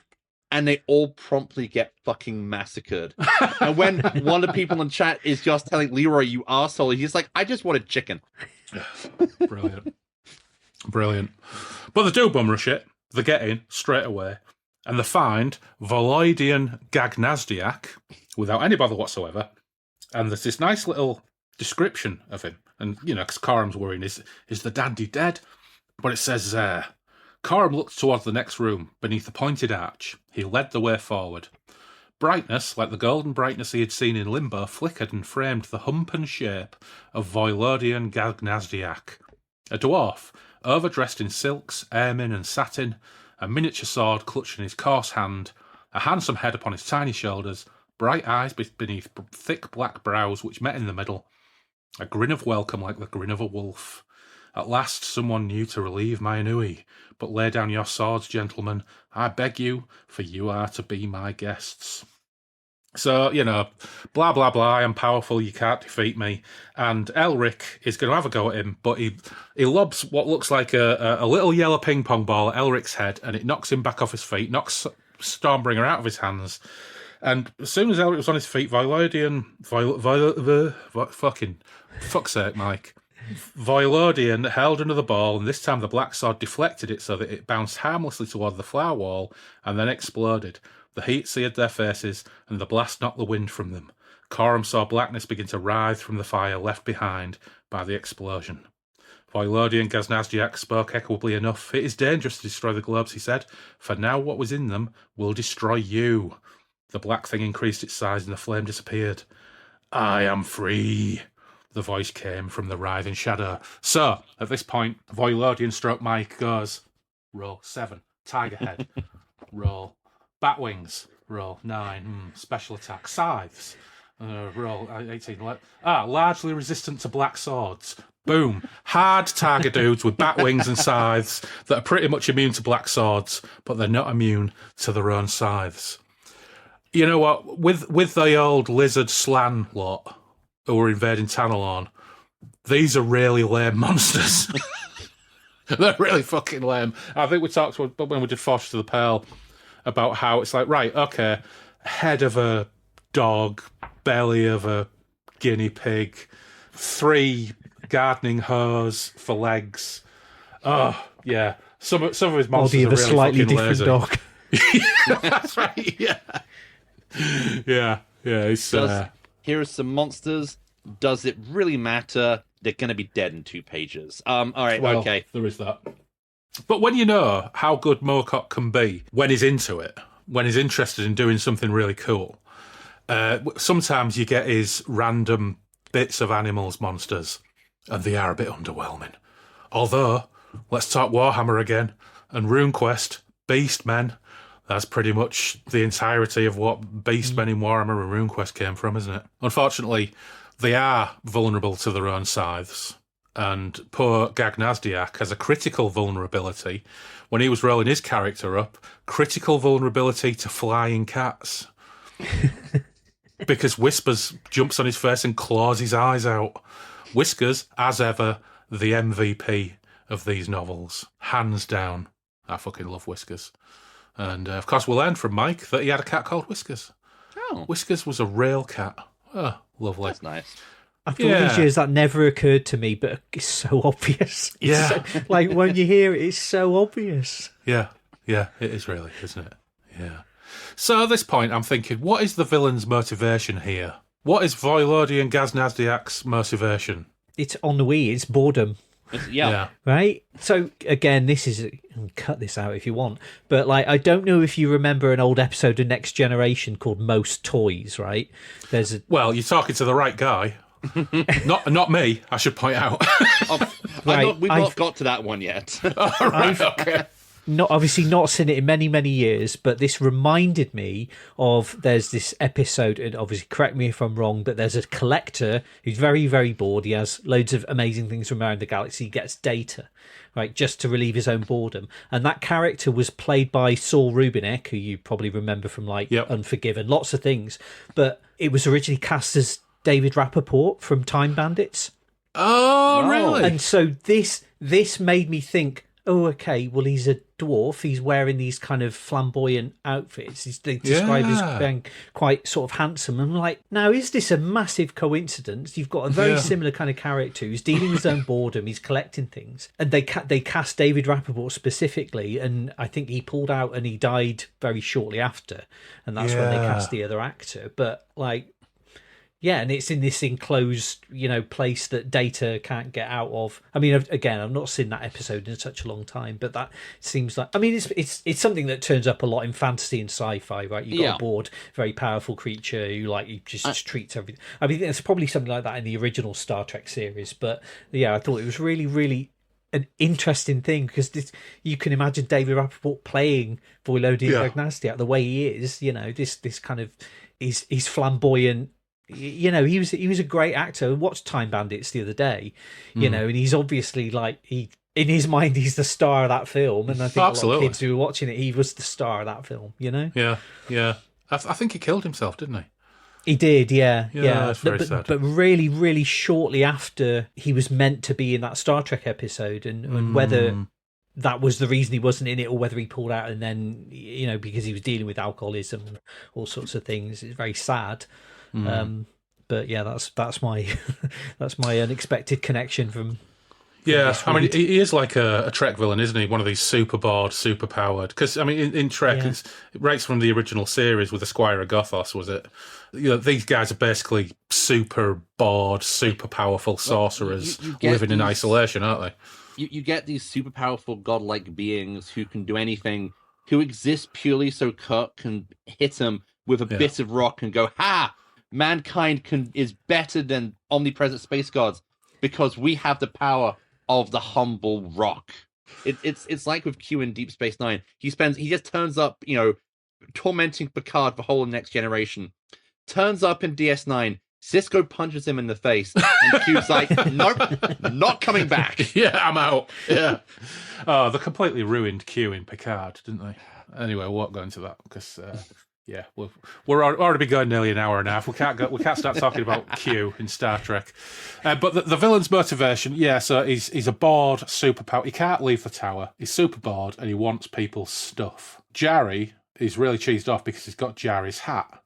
There's this great bit where the defeat Volodya and Gaznazdiak because they figured out how to take on the Tiger dude, Batwing, Scythe dudes by nicking their size off them. And then we get our special Megazord team up, which in comparison to Sailor on the Seas of Fate, where they turn into some massive towering flesh thing with 8 arms and swords that whirls around, in this, they link arms and get high on each other.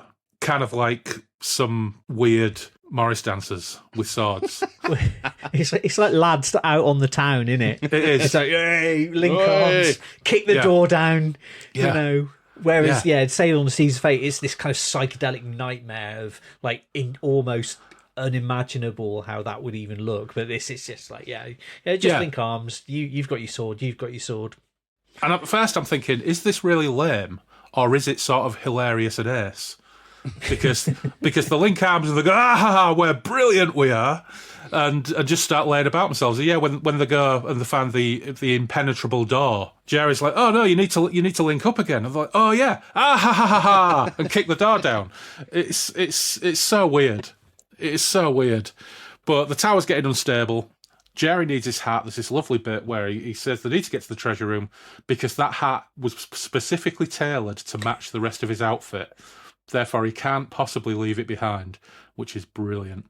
So they get into the treasure room, which is very handy in the end because Ericos gets a nice ring.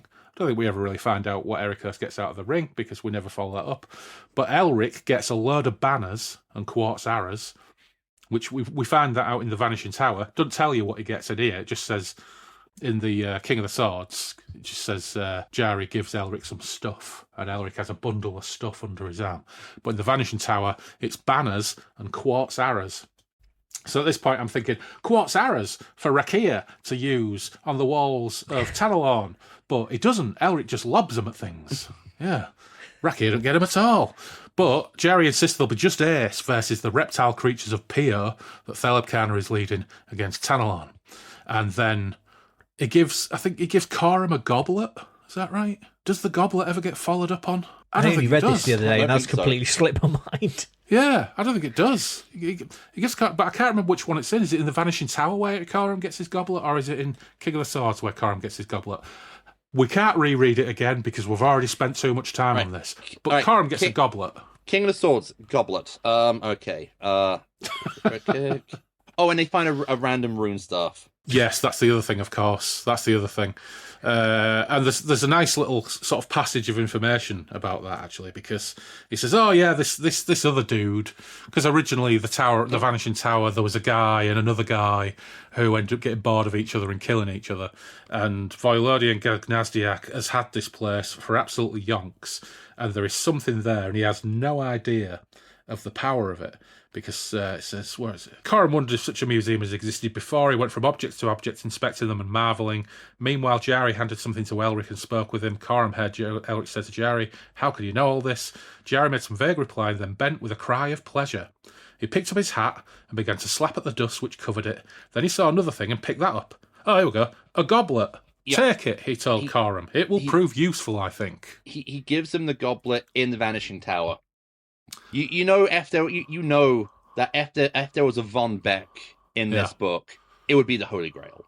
Yes, so that's in King of the Swords as well. That he gets the goblet in King of the Swords as well. I don't think it's followed up on in this story. I don't think there's any mention of the goblet again. And it says Jari walked over to a corner and picked up a small sack, placing it on his shoulder. There was a jewel chest nearby, and he delved through this until he discovered a ring.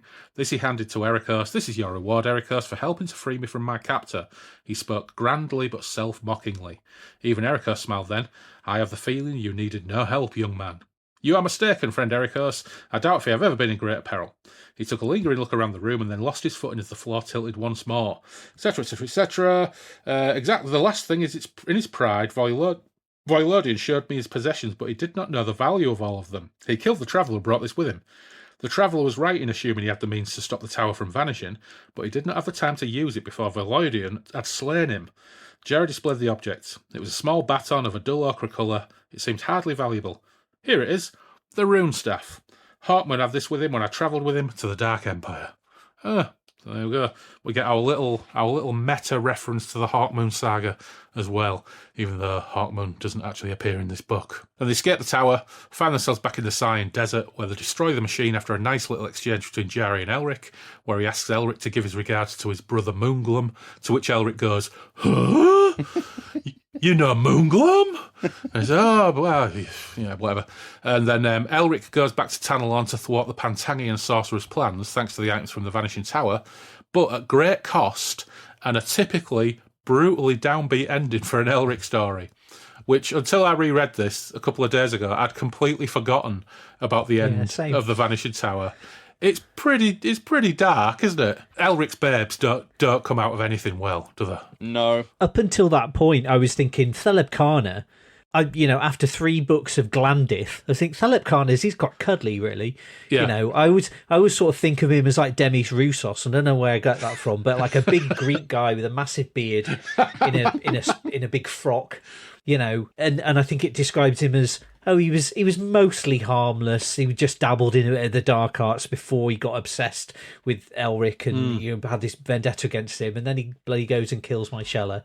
Yeah. Yeah, it's brutal. Elric gets back and he sees a sack-like object over Thelebkana's horse saddle and realises it's my Shella.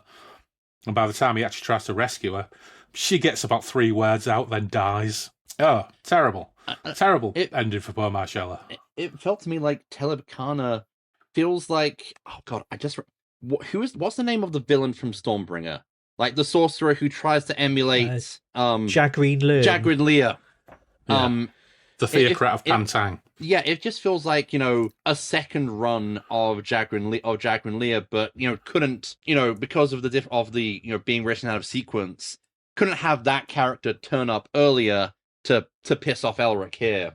Yeah. Although Jaggreen Lear gets the best fucking death in all of these books. Yeah, this is true. This is true. I have been thinking recently, because I've been doing Elric in roughly a sort of narrative order, I will never get to Stormbringer before I die. So I'll be thinking, because I read Stormbringer and Warlord of the Air were the two first Moorcock books I ever read, and I ain't done either of them. So I was thinking maybe it's just time to think, fuck it, let's just do Stormbringer at some point, because there's far too much Elric to plough through before we get to Stormbringer, particularly if we end up doing Dream Thief's Daughter and all that lot. Oh, can I be asked? Can I be asked to do all that before? I don't think I can. I think we're just going to have to accelerate Stormbringer up the agenda. Yeah. But it is a really downbeat ending, because, when me and Loz did Weird of the White Wolf, there was that ending where they just leave that babe in the entrance of a cave. Yeah, where she'll just end up dying. Then there's poor Marcella gets it this way. Because she's in the desert with Elric. He's like, oh yeah, I'll do this task for you, even though, you're a bit rubbish compared to Cimmeril, really. But I'll do it. Oh, I'll do it. And then he comes back and she's like a fucking sack of spuds over Thelebkana's saddle. So the lizard, the reptile beasts, they're attacking the walls of Tanelorn. Some nice brief combat descriptions. I'm thinking at that point, yes, give the quartz arrows to Rakir already, Elric, you idiot. But he doesn't. He just goes into battle and throws them at him instead. To be fair to Elric, it still works. And these banners reflect it seems like these reptilian warriors, riding huge reptilian beasts, use flame lance type weapons as well, because they incinerate Tanelornian cavalrymen with their hideous flame weapons. And then eventually Elric defeats Thelebkana, and poor Marcella, she dies, bless her. Gets a few last words out to him, and then the last words of the Vanishing Tower, just to whet your appetite to read the next Elric book for a bit of tub-thumping, rip-roaring adventure. Ends with Moongloom and Elric, and it says, they began to ride towards Tanelorn while the wind blew sadly across the desert. The sand was already beginning to cover up the corpses of those who had sought to wage war against eternity, and had, inevitably, found that other eternity, which was death. For a while, Elric walked his horse beside the others. His lips formed a name, but did not speak it. And then suddenly he was galloping towards Tanelorn, dragging the screaming rude sword from its scabbard and brandishing it at the impassive sky, making the horse rear up and lash its hooves in the air, shouting over and over again in a voice full of roaring misery and bitter rage, "Ah, damn you! Damn you! Damn you!" But those who heard him, and some might have been the gods he addressed, knew that it was Elric of Melniboné himself, who was truly damned. Steady on, Elric. You're going a bit melodramatic there, even for you, mate.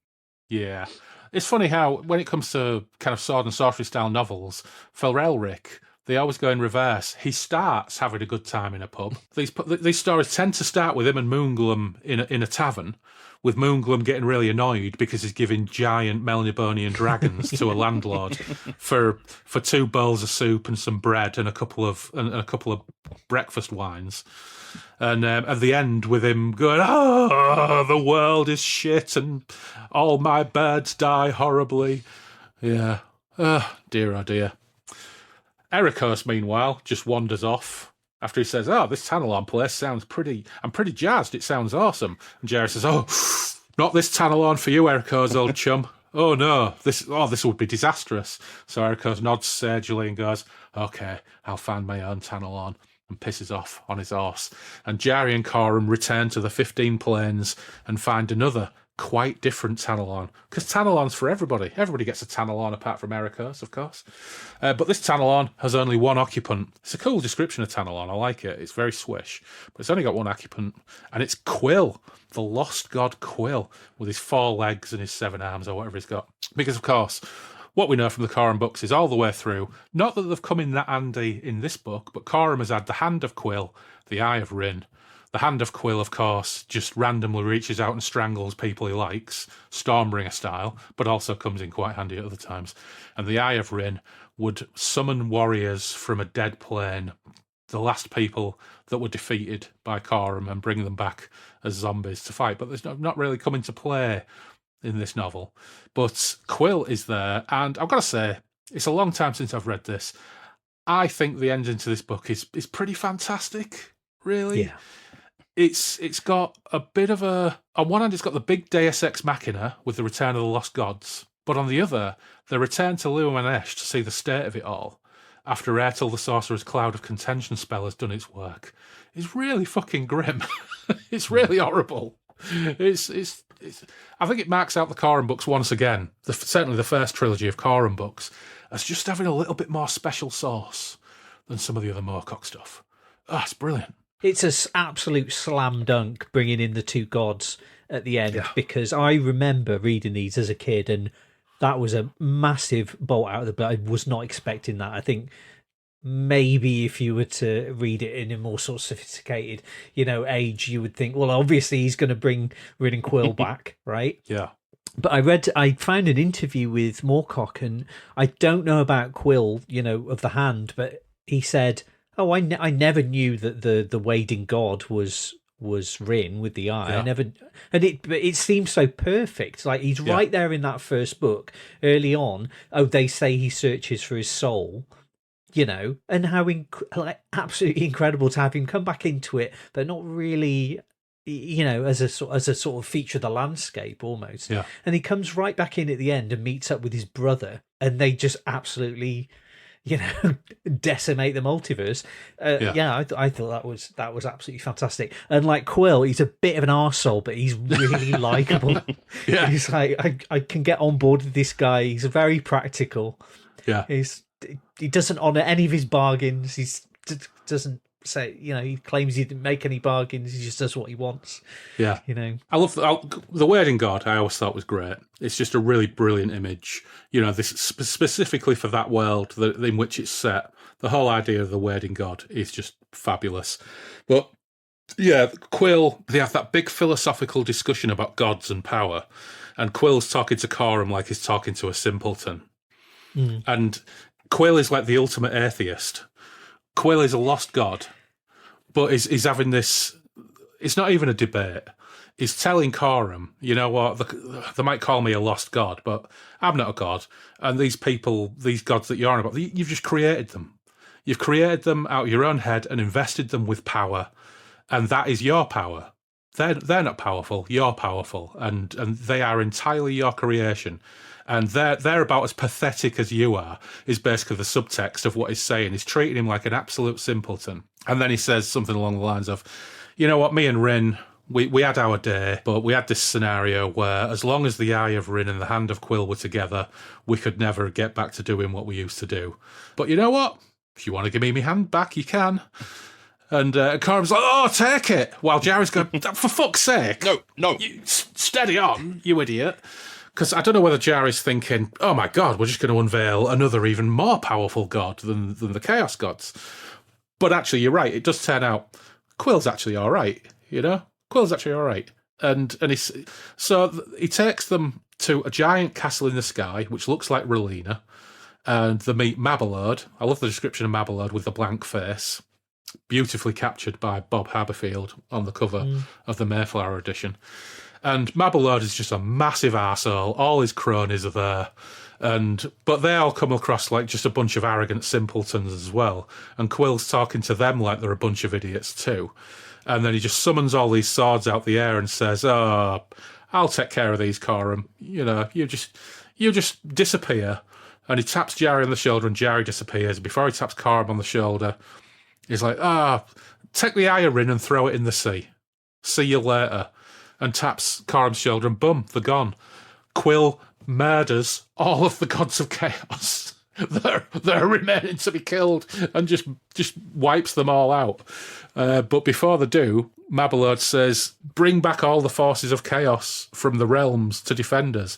Not that it does any good whatsoever. And Corum and Relina end up back at the blackened ruins of Moidal's Mount amongst the slain corpses of pony tribesmen who've all slaughtered each other because the cloud of contention, which was cast by this Nadrag sorcerer Ertil, has done its work on the land. So they head back to Castle Iran. There's some, again, it's all really brief stuff, but they hide in the woods as they see Vadak hunting each other in the woods and murdering each other. Get back to the castle to find this dreadful scene where the retainers have killed each other. There's that heartbreaking bit where the last survivor, who lived long enough only to compose some really depressing music, hangs himself, which I thought is a classic Moorcock, a bit of colour. It's like, right, yeah, he's hanging there, but also he's left his last composition playing, and it's really fucking depressing. It's like, for fuck's sake, Mike, this is so bleak. This is so incredibly bleak. And then, of course, they travel to Nadrag to find the Sorcerer Ertil to try and put an end to his spell. And if all that was bleak, it wasn't bleak enough. The confrontation with Ertil is truly disturbing. Oh, dear. So Corum gets into the Sorcerer's lab, super furious. He says what he saw drove the fury from his head. It was the Nadrag Ertil. The corrupt sorcerer had plainly succumbed to his own spell. There was foam on his lips. His dark eyes rolled. I killed them, he said, as I will kill you. They would not obey me, so I killed them. With one remaining arm, he held up his severed leg. Another leg and an arm bled nearby. I killed them. Corum turned away, kicking out of the bubbling cauldron, the vials of herbs and chemicals scattering them about the room. I killed them, babbling the sorcerer. His voice rose to a shriek and then subsided. The blood was pouring from his body. He would only live a few seconds more. As if everything else wasn't bad enough, this guy's torn his own legs and arm off because they wouldn't do what he wanted them to do. Fucking hell. Crazy stuff. Which would get harder as you went along, right? Like, he ends up with one arm and he's still hacking off. Yeah, and he's holding up his severed leg. Yeah, it's pretty wild stuff. And there's another really nice detail. It says he stepped over of what was left Ertil the Nadrag, and he pulled open the door. As he went down the stairs, he heard the voices of the caged animals chattering and crying, begging him to release them. It's a scene of absolute horror, that. It's fucking awful. And he goes out as his last showdown with Glandith. And this is an interesting one, because Corum doesn't have his magic toys, of course, and Glandith doesn't have his chaos help either. So they have a brutal and sweaty fight that Corum almost loses, but for a distraction when a huge figure looms overhead, and he stabs the ale in the throat and finally takes revenge for the death of his entire family. That's something at the end. You think, Glandith hadn't been in this book for most of it, so he maybe loses a little bit of his power as a villain. But Corum's last line to him saying, "This is for my family," and stabbing him in the throat and him gargling on his own blood, brings all of that horror back, full circle from the beginning of the first book. Unfortunately, a huge figure which distracted Glandith scoops up the remaining pony tribesmen and throws them into the sea. And we find that the wading god was Rin after all, and Corum, throwing the eye in the sea, he's now found it, and thus the last gods depart that plane, having freed the people of their gods. And that's pretty much the end. You forgot the I think one of the best parts, which is Quill mentions that they also just killed the Lords of Lore as well, just like yes, right. That's right. Yeah. Oh, for good measure, off screen. Yeah, I thought, of course, yeah. So he does all the Lords of Chaos in, and there's like, oh, by the way, we also killed them lot as well. We thought while we're on this, we might as well just kill all the Lords of let's just kill the Lords of Lore as well. Otherwise we're just gonna feel we never got things done. Yeah, it's great stuff. You're right, Sam. It is a slam dunk, the end of this book. You can accuse the Corum books of slipping a little bit into quest mode, the first sequence.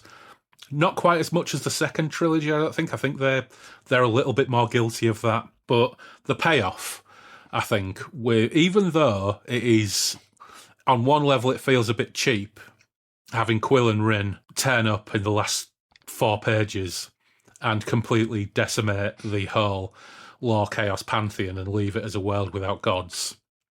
It's executed so well against such a backdrop of horror and carnage, because of course you've now got this situation where the people are freed of their gods, the gods that they created for themselves, but 95% of the world is probably dead. The epilogue reads, again the land had healed, and again mortals went about their business repairing what had been destroyed.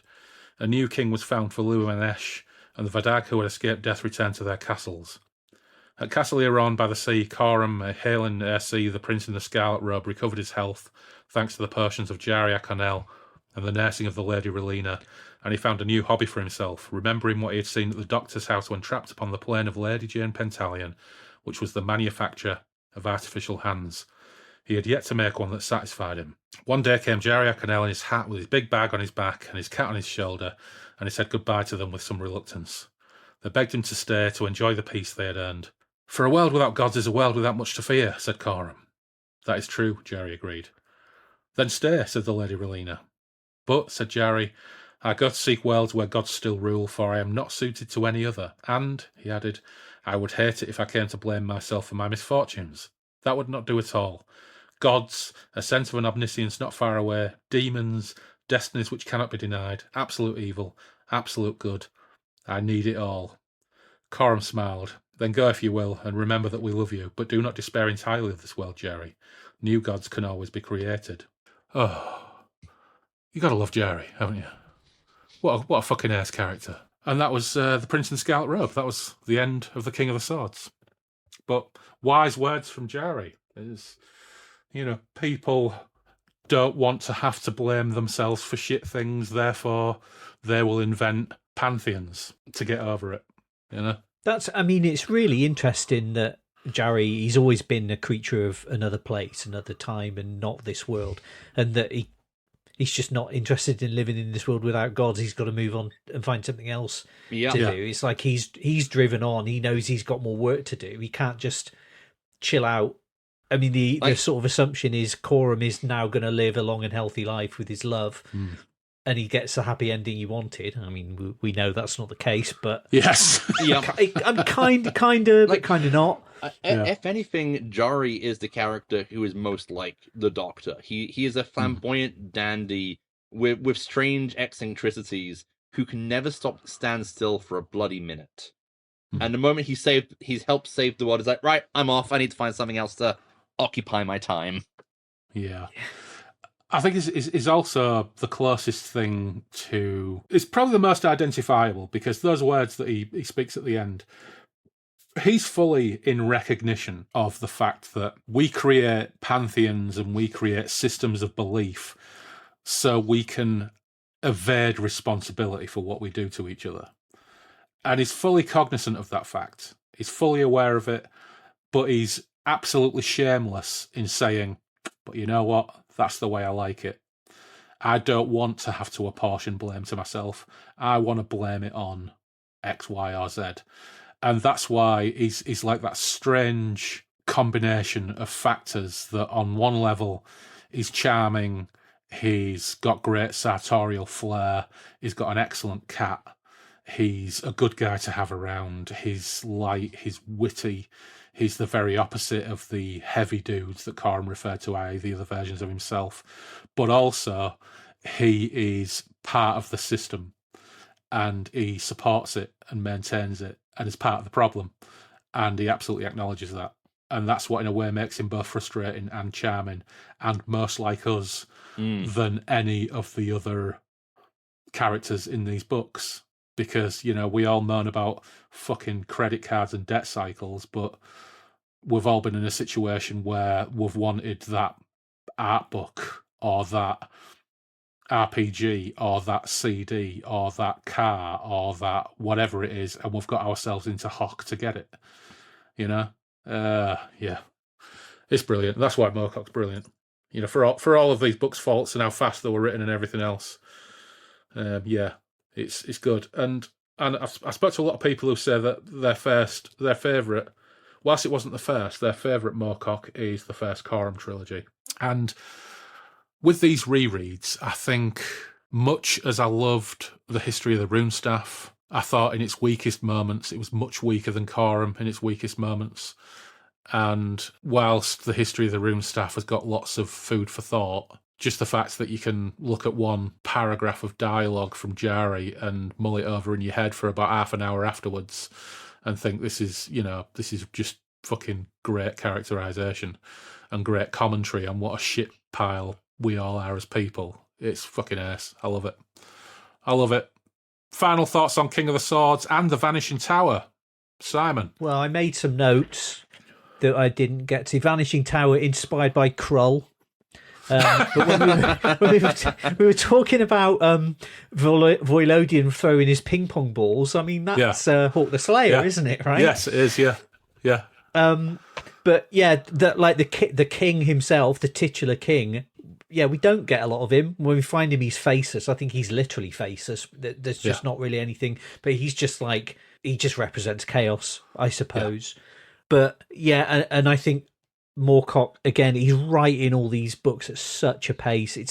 There's these incredible imageries that he's coming up with. And I mean, I don't think this is a hot take. I think I'm probably the last person in the world to realise this. But I think he's like he's what I would think of as a language writer rather than an image writer, because I don't think he's imagining things and then describing them. I think he's just putting it all on the page. Like when the machine that Celeb Khan's using to kind of do his dirty mischief, it's sort of described in a way that it doesn't quite make sense, but it kind of fires off feelings and images rather than I still with a lot of the characters, I still can't quite picture exactly what they look like, and I think that's why we get so many sort of wildly varying artistic interpretations of these characters. I think he's just getting everything down on the page, and like he's going at such a pip, and I think that's why you get some weak patches in some of these books. But you get some absolutely amazing, mind-boggling passages in some of these books. He's just throwing, like, all 3 books in 1 year, and like a couple of, I think one of the Jerry Cornelius ones came out the same year as well. It's like and I think that's another reason we get Baloriag, who comes up and he's like, oh, he's going to be a big character. No, he's not. No. He's one and done. Corum, here's a goblet that will come in handy. No, not mentioned again. Maybe that comes up again in the second trilogy, but I doubt it. And Ericos' ring and stuff. But I mean, it's all these things that are firing off your imagination, and his imagination was so great that he was able to create so much of this stuff. And I mean, maybe it's good that we're not getting movies and TV shows made of these things, because they're only ever going to lock it into a certain sequence and a certain. I think I'm really torn, because I think you could do amazing things. You could take the best of Corum, and you could take the best of Elric, and you could take the best of all the characters. You could jettison some of the stuff. You could get rid of some of the stuff that sort of reappears now and again. Like, I think if you were to make the kind of definitive adaptation, you might not even include the Vanishing Tower, but you would have Sailor on the Seas of Fate. Because again, I think he had the idea to do it, and he just did it. And then a year or so passed, and he thought, I can do that better. Like in Sailor on the Seas of Fate, the stakes are really, really, they really go into the stakes of what what is going on, and Ajak and Gajak, they're kind of destroying universes, and this time it's just a weird little guy in a tower who just is annoying, But again, it's the speed and the pace he's worked at, the amount of ideas he's coming up with, the amount of imagery, and like the sighing desert, the vanishing tower, the sleeping sorceress, these beautiful little phrases, and like stuff jumps off from that. But I think Corum always was my favourite. Those first 3 Corum books are always my favourite, and it's just been an absolute blast going through them again. Yeah, it's been really enjoyable, hasn't it? What about you, Miles? Unlike the two of you, this is the first of the Corum books I've read in quite a while. So in context of itself, because I read this in a couple of days, because you reminded me when this was coming up, because life is evil. Of course, I said the other day, are you still up for Sunday? And you were like, oh shit, this Sunday. I better get reading. Yeah, so I don't know. I feel like in context of the book on its own, I kind of felt a lot of it kind of very a bit underwhelming, because I wasn't able to take it all in context of the wider trilogy. So you have Glandif, who is the person Corum hates most. He turns up for a few scenes and he's out. And then you have all the Vanishing Tower stuff. Then you have Kryn and Rill, and then like the god done. We killed all the gods off screen. Don't worry, it was metal as fuck. I did like the image. I feel like at this point, Moorcock is kind of in the middle point where he's still he's still working in the mode and formula of like Hawkmoon and Elric. but I feel he's starting to kind of drift away from that and towards the more philosophical of like Warhound and the World's Pain and City of the Autumn Stars, where he's kind of wanting to direct how he starts writing fantasy. Yeah, that's absolutely right. Yeah, where he's kind of starting to wrap up all the kind of imagery all the toys he was working with in the 60s, but he's still working. Like, I love the image where with Stormbringer ends with the image of the balance just being righted, and that's where Elric finds some sort of peace for about 5 seconds before he gets Stormbringered. Here, the balance is just kind of swaying from to to fro because there is nothing to weigh. And it's just like, build your own, you have to make your own world, not rely on the gods to do it for you. You create. You're absolutely right that this is, I mean, it's just a coincidence really that this was written in 70, so it kind of starts to provide a capstone and moves on to a different mode of storytelling from the 60s.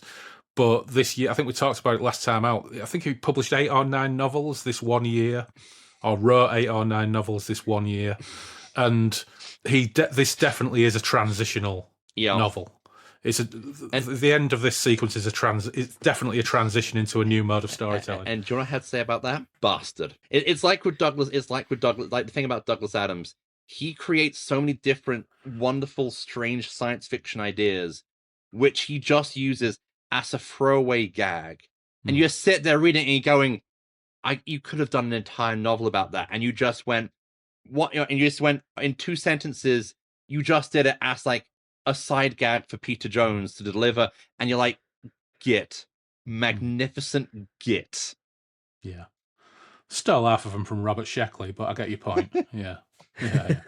It is annoying, and at this point, I mean, how old's Moorcock here? It's like 30, 31 or something like that.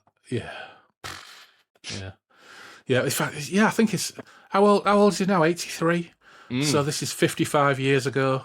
So yeah, it's 28 or something. It's fucking 28. What had I done by 28? Fuck all. I still haven't done fuck all. Oh, Christ. Anyway, well, you know what? Thank you, chaps, for joining us. At some point, we'll get round with someone to doing books 1 and 2 of The Vanishing Tower, the Nadsakor City of Beggars stuff, which I love. Love that story. Been a long time since I read it, but I always enjoyed it. And then to this day, I still want to run a Stormbringer game comprising entirely of beggars.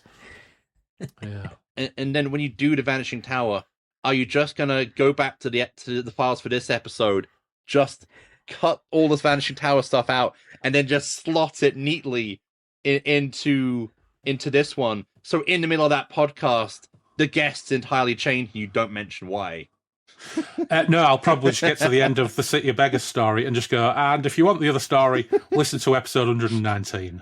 Yeah, that's probably a lot easier. Yeah.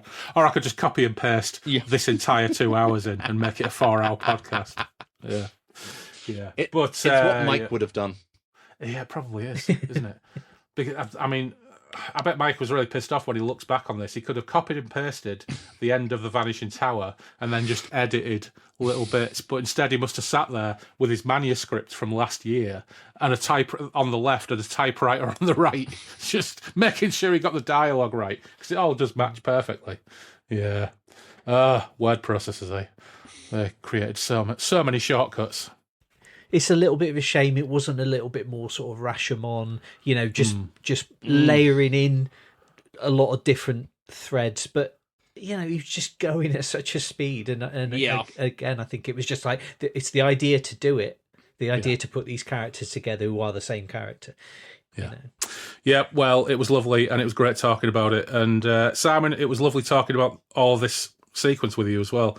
And this is now the second sequence of Moorcock books that we've actually managed to finish. We've finished the history of the rune staff, and we've now finished this first Corum sequence. Huzzah! So we'll have to have a think next time about when you come back again, Simon. What are we going to do?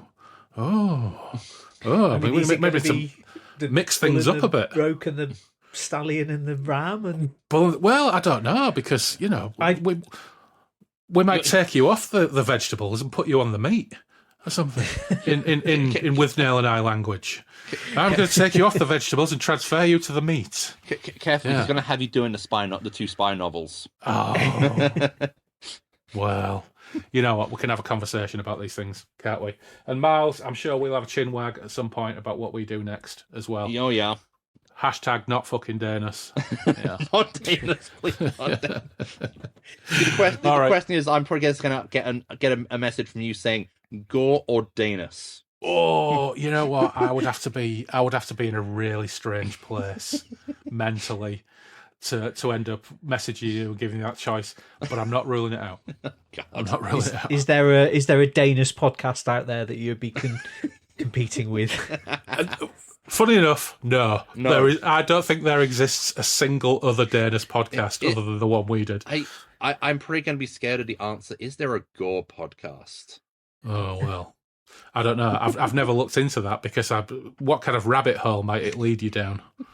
Yeah.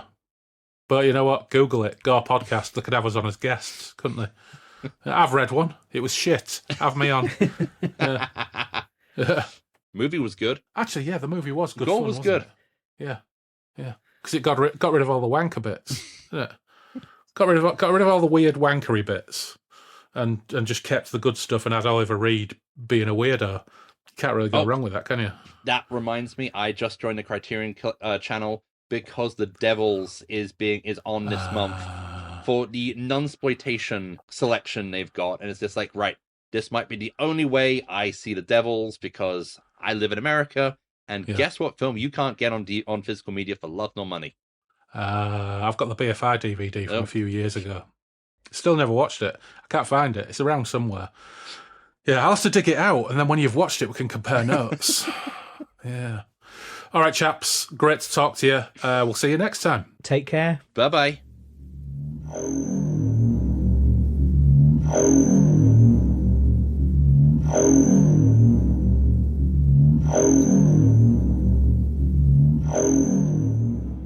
Many thanks to Miles and Simon.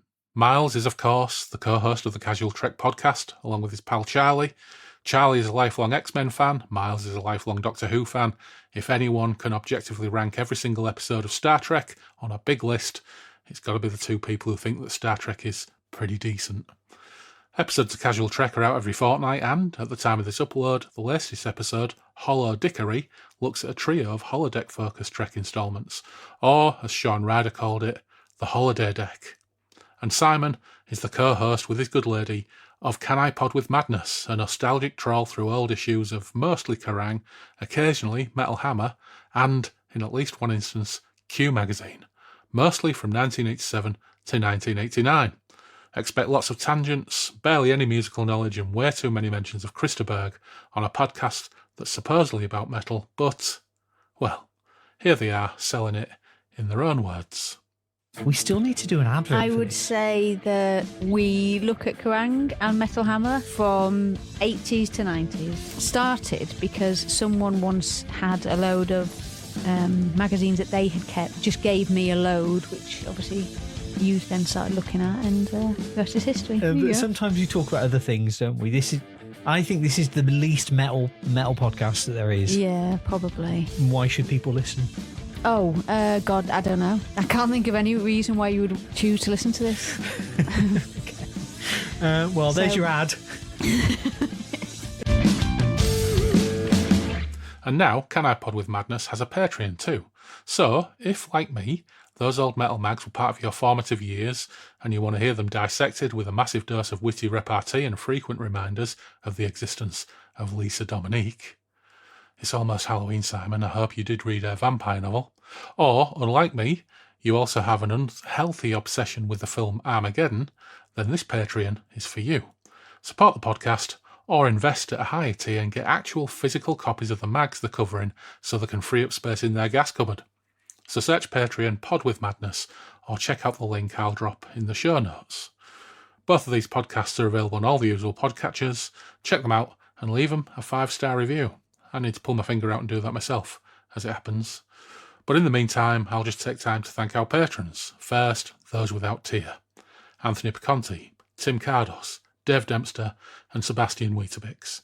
And our chaos engineers, Ed Von Stout, Andrew Clark, Andrew Slickluna, Andrew Spong, Andrew Van Ness, Anthony Porter, Benjamin Fletcher, Ben Hagar, Brandon Mays, Dan Charnley, Dave Griffiths, Dave Voxman, Gabriel Laycock, Harvey Faulkner Aston, Jim Kirkland, Jim Jupp, John W. Lays, Jules Lawrence, Mal Pertwee, Matt Saltz, Michael Hopwood, Nick Hopkinson, Paul McRandall, PJ Cooper, Rex Osseous Nusquam, Scott Butler, and Simon Perrins. And of course, thanks to our crafty Jugaderos, Adrian Tchaikovsky, Alexander Harris, Chris Sharp, Christian Hundal, Dave F., James Connell, Graham Holden, Kevin Williams, Liam Turner, Loz, Mark Buckley, Mark Hewlett, Mark Taylor, Matthew Broom, Murray Palmer, Urfa Ziv, Sean Twist, Toby White, and Taylor Lavery.